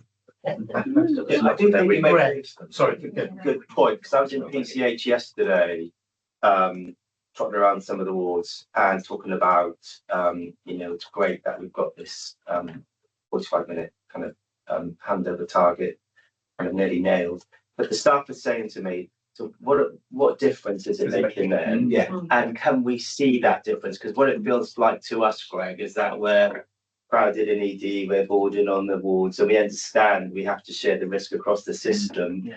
But it would be good for the staff to see the impact of the extra busyness of the site. And that came from them yesterday. And I have had that conversation with Lee Brooks, actually, from WAST, say, can you come and present what that's done to WAST performance in CTM? And you know, part of me was a bit concerned because, of course, they use their fleet, whilst they've got fleet sort of defined to health board areas, they do use their fleet flexibly across, and the health boards have improved at different rates, and so it'll be interesting to see now where all health boards on the south, you know, both Swansea, AB, Cardiff, and ourselves, just to see what that now begins to look like. Thank you. Thank you all very much. That's really helpful. Unless there are any questions on the performance dashboard, we'll move to item 7.4, which is the month 5 finance update. I'll ask Andrew to present the report. Thanks, Andrew. Thank you, Chair. I think it's been a promising month 5 with some improvements being made compared to the trend of the year to date. So that's a good sign for us. And we've performed a lot of work over the last month in response to Welsh Government requests to address our savings gaps, to address our mitigating actions, and to try to make sure that we deliver our forecast break-even position. So for month 5, we've seen a small deficit of just under £100,000 being reported, which is far improved from trend year to date. Retained our year-to-date position at about £6.3 million deficit, which is still significant, but it has held, it has not deteriorated. As I said, during month 5, we did address a lot of the savings programs. We identified 3.8 million of new savings. A lot of those were through central programs around medicines management, demand pricing, around reconfiguration of services following return to POW, and some commission discussions, which has generated an improvement of 3.8 million. That still means we've got a forecast deficit of 8.9 million on savings plans compared to our IMTP, but it is an improvement and we are progressing, and we have some other mitigating actions which is trying to address some of those issues. So during month 4, we also did a review of our balance sheet. We identified that there was 4.4 million within our existing accounting policies, which could be released during month 5. That's contributing towards the shortfall in our savings plans non-recurrently. And we've reviewed all of our cost pressures, reserves and contingencies, and did a real critical review of what we think we need going forward for the next 7 months. And we were able to identify a further 1.7 million release. Altogether, what that means is we can come in and deliver our IMTP plan, which was to achieve a break-even position. I think what I will need to stress is during the year, and during the last 2 months in particular, we have a notification from Welsh Government in regards to allocations, particularly around national insurance contributions, and within our 24-25 pay award, that's last year's pay award settlement, which were lower than we were expecting. Those are 3.8 million lower than we were expecting. And essentially, we need to find 3.5 million of mitigating actions to try to offset that to still continue to achieve break-even. So in the context of our plan, we're on track with our plan. In the context of Welsh Government settlements, we've still got some work to do in order to achieve that break-even position. I would like to stress we have a lot of risks in the system, and recently we've had some indications some of those risks may well be starting to materialise. The most significant one is with the Welsh Risk Pool. They've identified a potential £42 million gap across Wales. Our share of that would be in excess of 6 million. We are discussing that tomorrow to try to understand how real some of those numbers are and how much that do we start to recognise. But they're big numbers across NHS Wales, and they will have an impact on our ability to try to achieve that break-even position. But we will work on that for month 6. There are a number of other risks going on, a lot within the workforce range. There are national programmes around Band 2 and 3 and the out-of-hours contract. NHS employers are yet to resolve those issues, but potentially they could be detrimental to our forecast as well in regards to those. And we have our usual risks of, will we deliver all our savings plans? Will we retain our position? And will we hold our numbers? So from a revenue position to Welsh Government, we've continued our break-even forecast. We think that's an achievable position at the moment, and we'll continue to review it. From capital position, we're delivering on our capital programme. There's minimal risk at the moment in regards to that. However, there is lots of indications of new funding being released from Welsh Government, and we've been asked to propose and submit a lot of bids. Those will be challenging, but what we're submitting we believe will be achievable and delivered within those windows. And at the moment, there's no significant cash flow risks to our position. Our forecast is saying we can live within our cash flow limits, and we don't need any financial support from Welsh Government in regards to those positions. So a slightly better position than last month, but still challenging and a lot of risks to deliver. Thanks, Andrew. Before I bring Howell in on the perhaps Howell an update on the Band 2 and 3 issue, the fact that there seems to be quite a difference in understanding between what we set out as our required pay settlement for 24-25 and what the Welsh Government saw as their obligation. I'd just like to understand why there's such a gap between. Well, they argue that they didn't get enough money from the UK government to fund full pay award and NI. I think, isn't that the reason, Andrew? Yeah, so the settlement that Welsh Government received for national insurance across all the public sector was deemed insufficient. Welsh Government will argue that they put local funding in addition to the national funding to support where we've been settled to in year. I'd also like to just recognise that the recurrent position is worse than the in-year position. They've only offered that interim settlement for current year only. So it is going to get worse next year if it's not resolved. But that was the main reason. In regards to the 24-25 pay award settlement, there's a bit more of a discussion about what is the pay settlement supposed to cover. We have a lot of what we would call variable pay and non-contractual pay, such as agency, bank, waiting list in there. Welsh Government don't recognise those in the pay settlement. They are very real numbers to us, and they will increase, and they do increase with inflation as we go along. Thanks, Andrew. Sorry, Howell, perhaps on the band 2 and band 3? Yeah, sure. So just for those of you who may not be aware, so the band 2, band 3 issue is as a result of some changes that were made back in sort of 2021 time, including national profiles, which are set by the Workforce Staff Council at a UK level. So some duties that have been since the inception of A4C back in 2004 in a sort of band 2 space have now gone into band 3 national profiles. And that's had a significant impact across the UK. We're in a slightly unique position because our job evaluation team is kind of across these things. We did some analysis on that back in 2021. However, at the moment, there is a bit of a campaign that's being led by one union in particular, which is looking to up-band HCAs, healthcare assistants, healthcare support workers from band 2 to band 3. The initial kind of pilot site for that was Swansea Bay. They've had a number of grievances from HCAs across the health board, and a national framework is being developed to enable organisations to manage that process.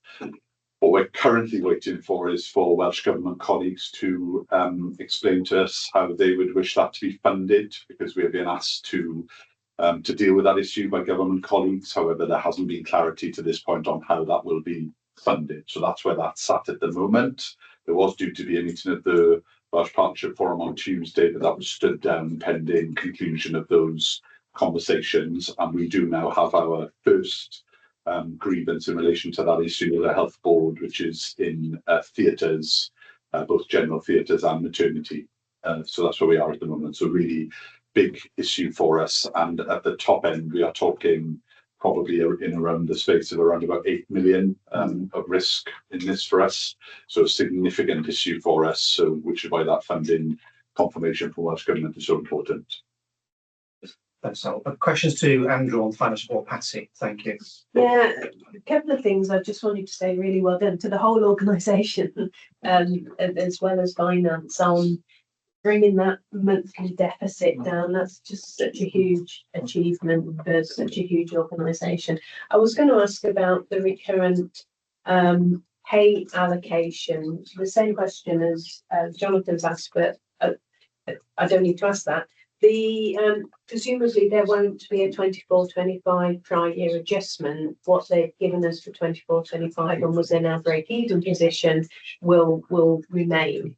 So the funded settlement for 24-25 is now recurrent and will remain with us what it's at. So that shortfall of funding we would experience in this year will continue into our current position, and has been factored into our current assessment that's gone into the report as well. The national insurance position will deteriorate recurrently because there is an interim short and non-recurrent allocation being given to us to support the national programme. So that is one which will deteriorate next year and is being incorporated into our recurrent deficit. And the other thing I wanted to say is it's disappointing that Wales Audit Office media release says all 7 health boards failed to meet their break-even. Well, technically we did, because it's the 3 year. That's what I was going to say in the small print. Talking about, but it just is disappointing for these political people. Yes. I think it's fair to say it's one of the decisions the Welsh Government wish they hadn't made in regards to the 3-year agreement. Yeah. I mean, what I would just sort of say is, there is, I echo what you say, Patsy. It is a really challenging position we're in, and we've clearly got to keep a really close handle on this now over the next 6 months, because as Andrew's articulated, there are still quite a lot of risks floating around, both internally, but also some of these external factors that we're still, a little bit uncertain of, and that's against the backdrop of Welsh Government being in a really challenged place as well. So, but there is a very clear message coming down from government that there is no more money, and they are expecting everybody to deliver the plans they've delivered. And just for context, there are 3 health boards now who've been asked to bring in external advisors to review where their financial position is and to seek support on how they may be able to improve their financial position, because they are so far adrift. So against the backdrop of other organisations that are in significant challenge, they're absolutely focused on making sure that the ones that are saying they're going to deliver will deliver, because they can't afford for any more organisations to start to go adrift, because that will pose a massive problem to the MEG in Welsh Government, and particularly in light of the budget settlement planning for next year. It's a really challenging environment we're in. Absolutely.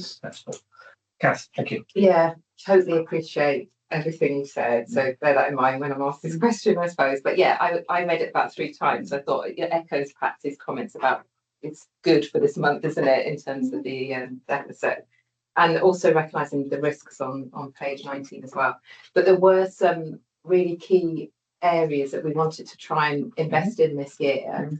Are we able, at what point are we going to be able to try and invest in those sort of service areas, and plan? Well, we are already putting the money into some of the key areas. Now, there are some areas where, as always with these things, the profile of spend isn't necessarily always what people think it was going to be at the beginning of the year, because everyone's always a little, if I'm honest, people are always generally a bit over optimistic about how quickly they can mobilise things and start things going. So some of those areas we're probably a little bit behind where we thought we were. But Andrew might want to just come in on. So out of the discrete investment in the IMTP, which is the 5.25 million, sorry, that is still in our plan. We haven't released that funding, so it is going. Some of those are already being incurred. Some of them are incurred, but at a slower rate, and some of them are yet to start. I think it's fair to say we're in a different phase of each of them. The 1.7 we've released as part of the review of the reserve was very much about anticipated cost pressure and demands that we thought might happen that haven't crystallised at month 5, and therefore we think there's opportunities to pull some of those back. So they're not stopping us doing something. It's things we were expecting to happen haven't occurred at the rate we thought they were going to. And some of those are things like our diabetes sensors have been growing by in excess of £1 million a year every year for the last 4 years. They appear to be slowing down, and it's those sorts of things that are benefiting us at the moment. Maybe what we can do, Kath, at the next financial report for the board is put in alongside the position where what the discretionary spend items were and how much of that we've spent against the original plan. We can incorporate that'd be really helpful. Thank you. Yeah, thanks very much. Because that was one of the tangible benefits. Other tangible benefits, obviously, of producing a break-even plan was to allow us to invest. And we know we're making some great strides now in the digital agenda, but clearly I think trying to reflect that in the report would give confidence to the board that we are able to release that resource to spend on those key priority areas. But thanks, guys. Any other questions to Andrew? Andrew, thanks. And again, I'm sure we thank Sally, Andrew, and the rest of the team, and also Howell for continuing. I think you are continuing in this. Yes, indeed. And again, update on that would be good at ODC. Super. As well. Yeah, thank you very much. Some John Lewis, some John Williams music to accompany you. Well, I dropped that, but the Imperial March. You're never dropping that now. Thank you very much. Okay, the reports for noting. Thank you. We're now going to move on to item 8, which is the outline business case for the Llantryston Health Park. Very more welcome to Rosie, who's joined us this section, and I think I'm handing over to you. Yeah, handing over to me very briefly. Rosie will take us through. So you've got the details. We've got the whole outline business case in your pack. So if you're feeling a little bit need for support to go to sleep, totally recommend it. No offense, Rosie. There's a lot of words in it. There's a lot of words. So Rosie's going to run us through a brief presentation that summarises the detail. And conscious many members of the board would have heard this through the board briefing. So, but just really to take people back through. Just wanted to remind members that, in February 2023, we purchased the British Airways site, which is just adjacent to the Royal Glamorgan campus, with our plan to deliver a facility there that was to provide both high volume diagnostics and high volume surgery. And as we've discussed in the performance report today, we still have significant constraints and patients in CTM still waiting too long for that. And we're doing this on a regional basis, and it will provide regional capacity across the CTM, but also in Ira Bevan and Cardiff and Vale. And subsequent to the original plan, the business case now is in 3 phases. What Rosie will be taking you through is the detail of phase 1, which is for the community diagnostic hub. There will be a second OBC following in quick pursuit, which is for the elective orthopaedic unit, and there will be a third case, which will be regarding both day surgery capacity and other regional services. So I will leave us there and hand over to Rosie just to take us through the detail then of the case that's being presented. Thank you. Thanks, Rosie. Good to see you.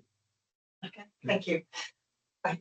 Okay, so I'm just going to cover very quickly. I think Gethin's probably covered off most of the first point about the programme overview, and then we'll go into a little bit more detail on the OBC document. Apologies for the length of the document for those of you who have attempted it.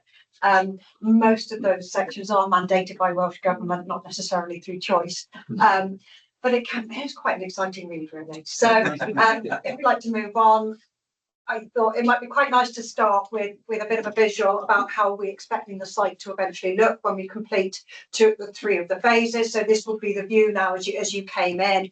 I think it's good to have a look at how the site will span across and get a view of what we're aiming for. So we can move on. So very, very quickly, we have buildings on the site are demolished. The demolitions contractor is leaving next week. Everything is done. The site looks absolutely very, very different to when we first took it on. So there have been significant ecology works that are done. Some people may have seen the swallow houses on the site. Just to say, a lot of the work that's happened is preparing us for the later phases, meaning that we can proceed through without delay. Like everyone's heard the headlines about newts and bats and the delays that they've caused on sites. We have nothing significantly notable on this site. Those that we have that are slightly less notable have all been looked after, given their own enclosures, so that we can continue to work uninterrupted on the areas that we need to. The regional planning programmes have delivered the regional endoscopy plan and the regional orthopaedic plan, which I know is being considered later on board. These are used to underpin sections of these phases and the business case and LHP. And so it's a very joined up approach. You'll see that the endoscopy section in our case is based almost entirely on the outputs of that regional plan. As Gethin has said, I think the key one is that Welsh Government requested that we broke this down into a more phased approach. We previously looked at a whole site approach with phased completions. This puts it into slightly more pieces, and we've got 3 key phases now. The first one is the community diagnostic hub, or the CDH as we call it, and site-wide infrastructure. Can't forget that bit. We are doing as much as we can, as early as we can, to make the later phases run through more quickly. As we said, we've got the OBC now, which we're hoping to get approved at the middle of October, and we will move straight into an FBC, which we're hoping to bring back to the November board, with us starting on site early 2026 and finishing mid-2027. Phase 2 has changed slightly from previous plans. We're looking at an orthopaedic hub with the orthopaedic theatres and wards co-located in one building. And we are pushing for an OBC to come to boards as well in November, and all being well, with approvals working well, that we should see that start on site next summer. That's a slightly longer build, it's a slightly bigger building again. And phase 3, we're hoping will just follow up behind. With starting on site the following March 27. That we've got a little bit of scope on that one. We've got day surgery and we have an ability to accommodate further regional services in that development. So we're just working that through now. Our phase 2 design works are kicking off again to support the OBC in November, and work on that phase will ramp up. Everything has been very focused on getting phase 1 over the line until now. So if we can move on, as I said, this phase is focused entirely on CDH and the ground and service works. I just want to explain, we are doing a lot of work around all the boring back of house stuff nobody sees. But it's the expensive stuff, but it's the stuff that if we do now, we only do once. What we don't want to do is dig something up, cover it over, dig it up again, join a bit up. It introduces weaknesses and it just elongates the programme. And what it means is when the CDH opens, there should be none of that real loud vibration causing works happening. We can get them out of the way early on before we've got operational services and patients coming onto the site. So this phase assumes that we are going to use Welsh Government capital to build it and to fit it all out. And we will work with a independent service provider under a managed service contract for the delivery of services and the equipping. That contract will last up as an initial 7 years with up to 3 years worth of extensions. That procurement is in its final stages, and by the time we complete the OBC and have that approved, we will also know who our partner is. There might be some procurement stages still to go through, but we will be able to start to look to bring them on board. Just as a reminder about the scope of services in there, we've got CT, MRI, non-obstetric ultrasound and endoscopy that will be provided by the managed service contract. What we have done is built in additional procedure and clinic rooms that could support us developing one-stop clinics alongside these facilities. And we've also got the infrastructure to support plain film X-ray should we require it. We're also working with HEIW to develop an endoscopy training academy, and that will have some space on the second floor. And that will enable that training academy to be co-located with the endoscopy services and use some of the room. So if you can move on. When we look at the strategic overview, we had to model and prove to Welsh Government our demand, our capacity, why we need this. You'll note that the endoscopy section does completely mirror the regional work that came to boards in March. It identifies that by 27-28, we've got 6 room shortfall. Through local plans, that's been brought down to initial 4 room requirements for LHP. However, what we are doing, relatively unprecedented and still got to get through Welsh Government, is we have designed 6 rooms into the building. This gives us opportunities for future expansion. So this means that what we end up building and what opens in a year's time isn't just fit for us in 27-28, it's fit for us for the future as well. It gives us opportunities to accommodate training and growth and expansion in services. And quite often I think we see that things take 10 years to be built, and by the time they're built, there are concerns that they do not have capacity. Well, the whole plan is that this has our capacity for the future as well as today. We will not necessarily fit those rooms or fully equip those rooms initially, but that can happen in staged processes as demand increases. And the same is true for imaging. Just to stress that at the moment, this is only for CTM. We will be the only ones commissioning services initially. AB and Cardiff have reserved the right to potentially commission in the future. So we've looked at our demand and capacity, whether we can sweat our existing assets more. Theoretically, we can. Practically, issues around workforce, obstetric and other service pressures and emergency pressures make the delivery and the realisation of that difficult. And that fully supports the argument for a standalone site for our imaging. And the other thing we'd like to point out is, again, we've accommodated future growth here. The design incorporates 2 CT, 2 MR rooms, 3 ultrasound rooms. Initially, we'll only need 1 CT, 1 MR, 2 ultrasound.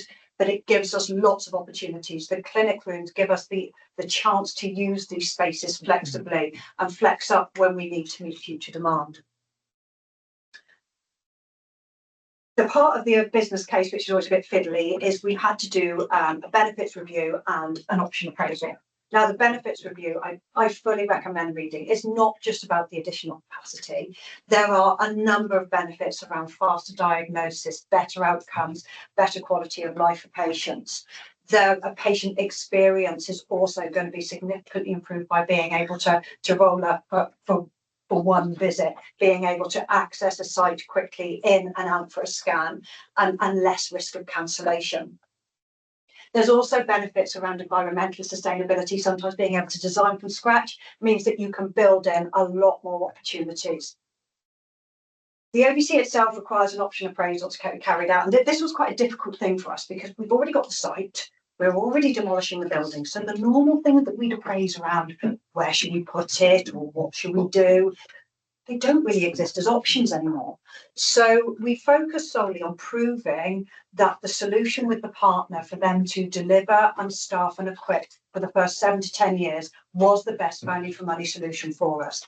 And we have done that. That has come out as giving us the most benefits for the funding invested over that life of the contract, which is positive, and hopefully give people assurance that the way forward for the first 10 years of the contract is proved to be value for money. Post that, by the time we have upskilled our own workforce, the proposal is that comes back into the NHS. And with us owning it, having equipped it, built in that future expansion, it's an ideal opportunity for us. We can move on, sorry. Getting down to the important things. This is quite a scary number. The capital cost in the business case is just shy of 110 million. However, we have to remember that includes all of the costs of the demolitions, the site purchase, all of the design progress up to date. So our ask from Welsh Government is 92 million, and that's for the building. And as I say, all of those site-wide works, which are quite labour intensive, are a pretty hefty share of that. And that just shows how our costs come together. Most of the costs you'll see will occur in 26, 27, 27, 28 when we're on site and are tied up around the construction. What we are asking for in this business case is just a small 2.1 million that will get us to the FBC. At the point we get to full business case, we will have fully tendered costs. And I should mention for both capital and revenue, these are based on a forecast cost at the moment. They need to go out and be market tested. Fair amount of contingency in the capital as well. For the revenue, and I've got Amber in the room who I'm sure will jump in if I start to go off piece or get this slightly wrong. The recurrent revenue costs associated with entering into contract are about 9.3 million. And at the moment, this is a forecast based on English tariff. When the suppliers come in, we would expect them to be competitive with that level of provision. Once the tenders close and once we get to FBC, we will be able to incorporate their tendered costs. We've excluded the non-cash accounting related transactions. We will get Welsh Government funding for them, so we haven't counted that in this bottom line. And we are expecting that there is a discount because that tariff includes estate and building related infrastructure costs that we are effectively, they're not having that use of that building for that time period, so we would not expect them to pay. So the basic fact of the matter is in year one, which is 27-28, we're looking at just shy of 2 million with a recurrent 4.7 million recurrent impact for CTM. So apologies, this is probably a little bit small. I've attempted to get all the milestones onto one page, but it's probably a little bit busy. I think the most important thing is we're hoping to get this OBC approved, the £2.1 million worth of funding released to us on the 16th of October. We've given Welsh Government a draft version of the business case because most of the scrutiny will focus around the technical side, and that can happen whilst this business case is being approved. Once the final case is submitted, then they will have a short window. We will look to take this to investment board with Welsh Government, which is where they determine the outcome of business cases on the 16th of October. There is an overlap. It's a bit like a swan. While that business case is sitting in IIB, our legs are pedaling furiously to try and get the next business case done for November. So there is design work that's ongoing, and that is all currently funded by Welsh Government. And that will support us coming back with an FBC that goes in at the beginning of December.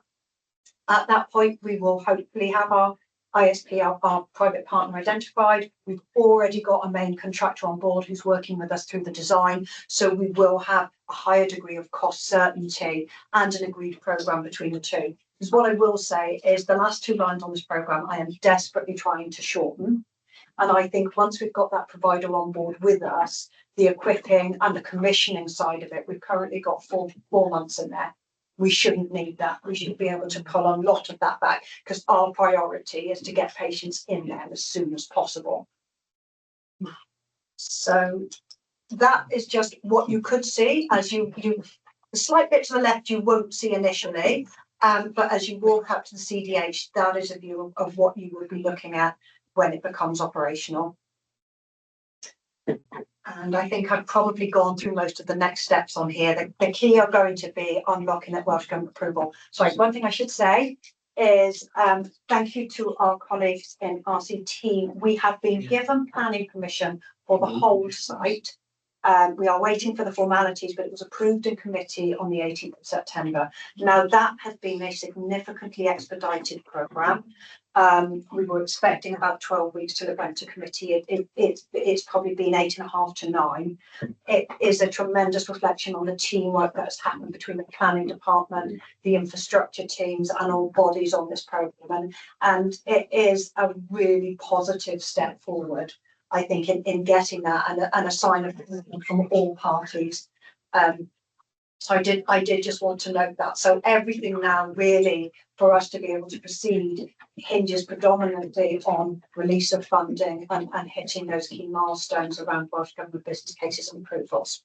Rosie, thank you ever so much. And can I also place on record, I think, the thanks to you and the team for what is an enormous amount of work. I mean, the level of detail, the analysis, the consideration, the understanding, it's vast. And, I think this is such an exciting project to be able to deliver what will be the first regional diagnostic and treatment centre, in stages, okay, but the first centre for Wales, I think, is one heck of an achievement, not just for this health board, but principally, obviously, for this health board, but also in partnership with others. You mentioned the work undertaken by RCT Council. Again, I think it's absolutely the right thing to do to record the recognition, the thanks to the board to Councillor Andrew Morgan as the leader of the council, but to his colleagues who have really shown such energy and enthusiasm for helping to deliver this project and to get the planning sorted as quickly as they did.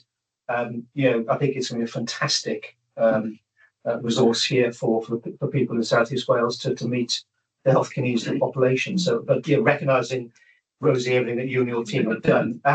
Before I bring Paul in, probably at the end, any questions? But any questions on the outline of business case? Appreciate a lot of detail in there. Lots of really important detail on the presentation. Patsy, was there? Yeah, just 2 questions. You've been answered very quickly, I'm sure. Has there been a few levels of response to the managed service contract? And has there been any informal feedback on the technical aspects of the OBC that is being reviewed? In terms of the technical aspects of the OBC, we are trying to get in a face-to-face meeting with Specialist Estate Services who review it from the technical side. They have had these drawings twice already, both at the close of the previous design stage and at a draft overarching OBC stage. So we've had feedback on them, and of course all we've effectively done at this stage is take off phase 1 and not a massive amount has changed. We are not expecting a considerable amount of noise, but we are arranging a face-to-face meeting just to talk them through and take them through line by line to hopefully close everything off, and that will be Tuesday next week. We've not had anything in writing yet. we don't tend to. I think that meeting will be quite key to gauge what the level of response is. And in terms of the suppliers, Patsy, for the procurement, we've had a lot of interest. I mean, there are some big players who are you'd expect to see in this process who are well known across England doing diagnostic centres, but there are a range of different people, and I know Elle in Claire's team has been overseeing that process. We should also say a big thank you to Elle, because Elle has single-handedly run this process, and it has been a hugely complex process that she's had to navigate through with the other health boards as well to get them comfortable with the approach. And she's fielded a lot of questions from the suppliers, but we're nearly there now with the selection processes. And it's important to say that selection process is involving all three health boards, so that the assessment of the bids will be done as a tripartite approach between health boards. Neil? Thank you, Chair. Just on the managed service provider again, you've got additional capacity built in, or future capacity. If the managed service provider wanted to actually bring that forward and actually invest themselves, maybe for private patients, maybe for other business at risk, would we allow them to do that? Is there a facility for them to do that in the contract? I think there is a lot of contractual negotiation that will take place once we have a preferred provider, and that is something we would have to consider, because obviously what we'd also have to consider is changes in activity would change the cost and the tariff that and the amount that we will pay. We would also have to consider Welsh Government's position, because they are funding the building. That we would have, we would need to get their consent. But that's it could be discussed. Getting on the spot. Yeah, we're evaluating all those opportunities at the moment, and there's a number of interesting tenders that are trusted let in England that we're exploring as well of how we can do that. Exactly. Yeah, thank you. Just endorsing a really exciting project, and thank you, for all the detail we've had. On 4.3, the top risks we've got, the top one is around the regional engagement, and I'm just wondering more generally, is that going to be picked up by our South East Wales Regional Forum as a top priority, if it is one of our top risks, I suppose? And and then I'm not sure how the risks of this programme then feeds into the organisational risk register and the back then, and it's maybe that's a Can we tease that out? And I would suggest that on that point, that we take a similar approach to the way we've taken it with the PCH ground first floor approach. So there's programme risks within the project, and then there's making sure that any of those that are such significance they were being escalated up, that we treat it in the same way. And just to pick up your second point, I have to say I think we've shifted significantly on the regional support for this programme. If you look at where we are now to where we are, I mean, Gethin and I and Claire were on the regional call this week, and Suzanne and Nicola were all talking about LHP as an integral part of the solution for the South East region, without any prompting. So, so hopefully the score go down.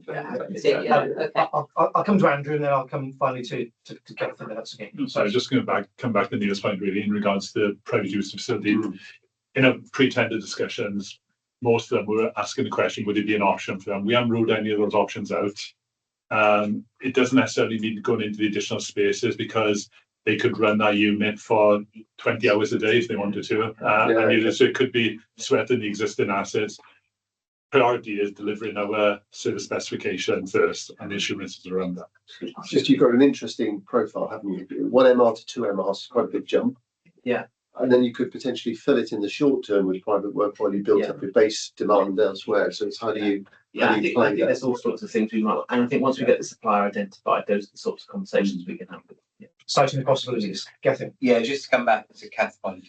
So whilst this case is here for approval, it has also gone to Cardiff and Vale and Aneurin Bevan's boards for endorsement, recognising that this is a regional solution.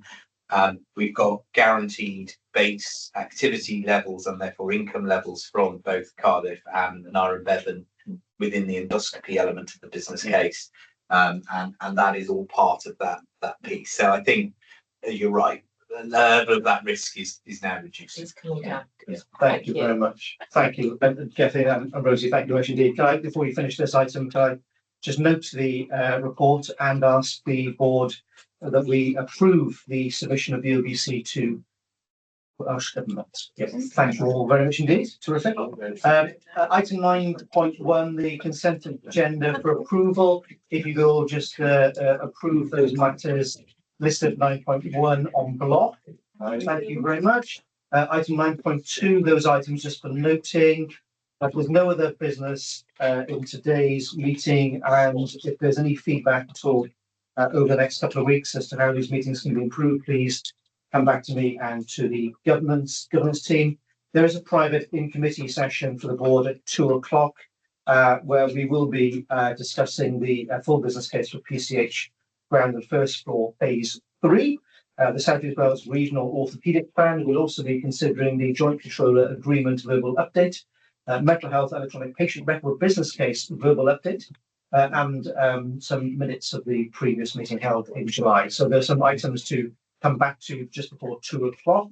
And the date and time of the next meeting of the public board will be the 27th of November at 10:00. Rydw i'n dod i'r gyfarfod y bodd iechi i ben, a hofyn y diolch y fawr sydd wedi ymuno a ni i gwylio y cyfarfod heddiw. And I'll bring the board meeting to a close. And my thanks to all those who have participated in the meeting or observed our proceedings today. Thank you very much. We are done.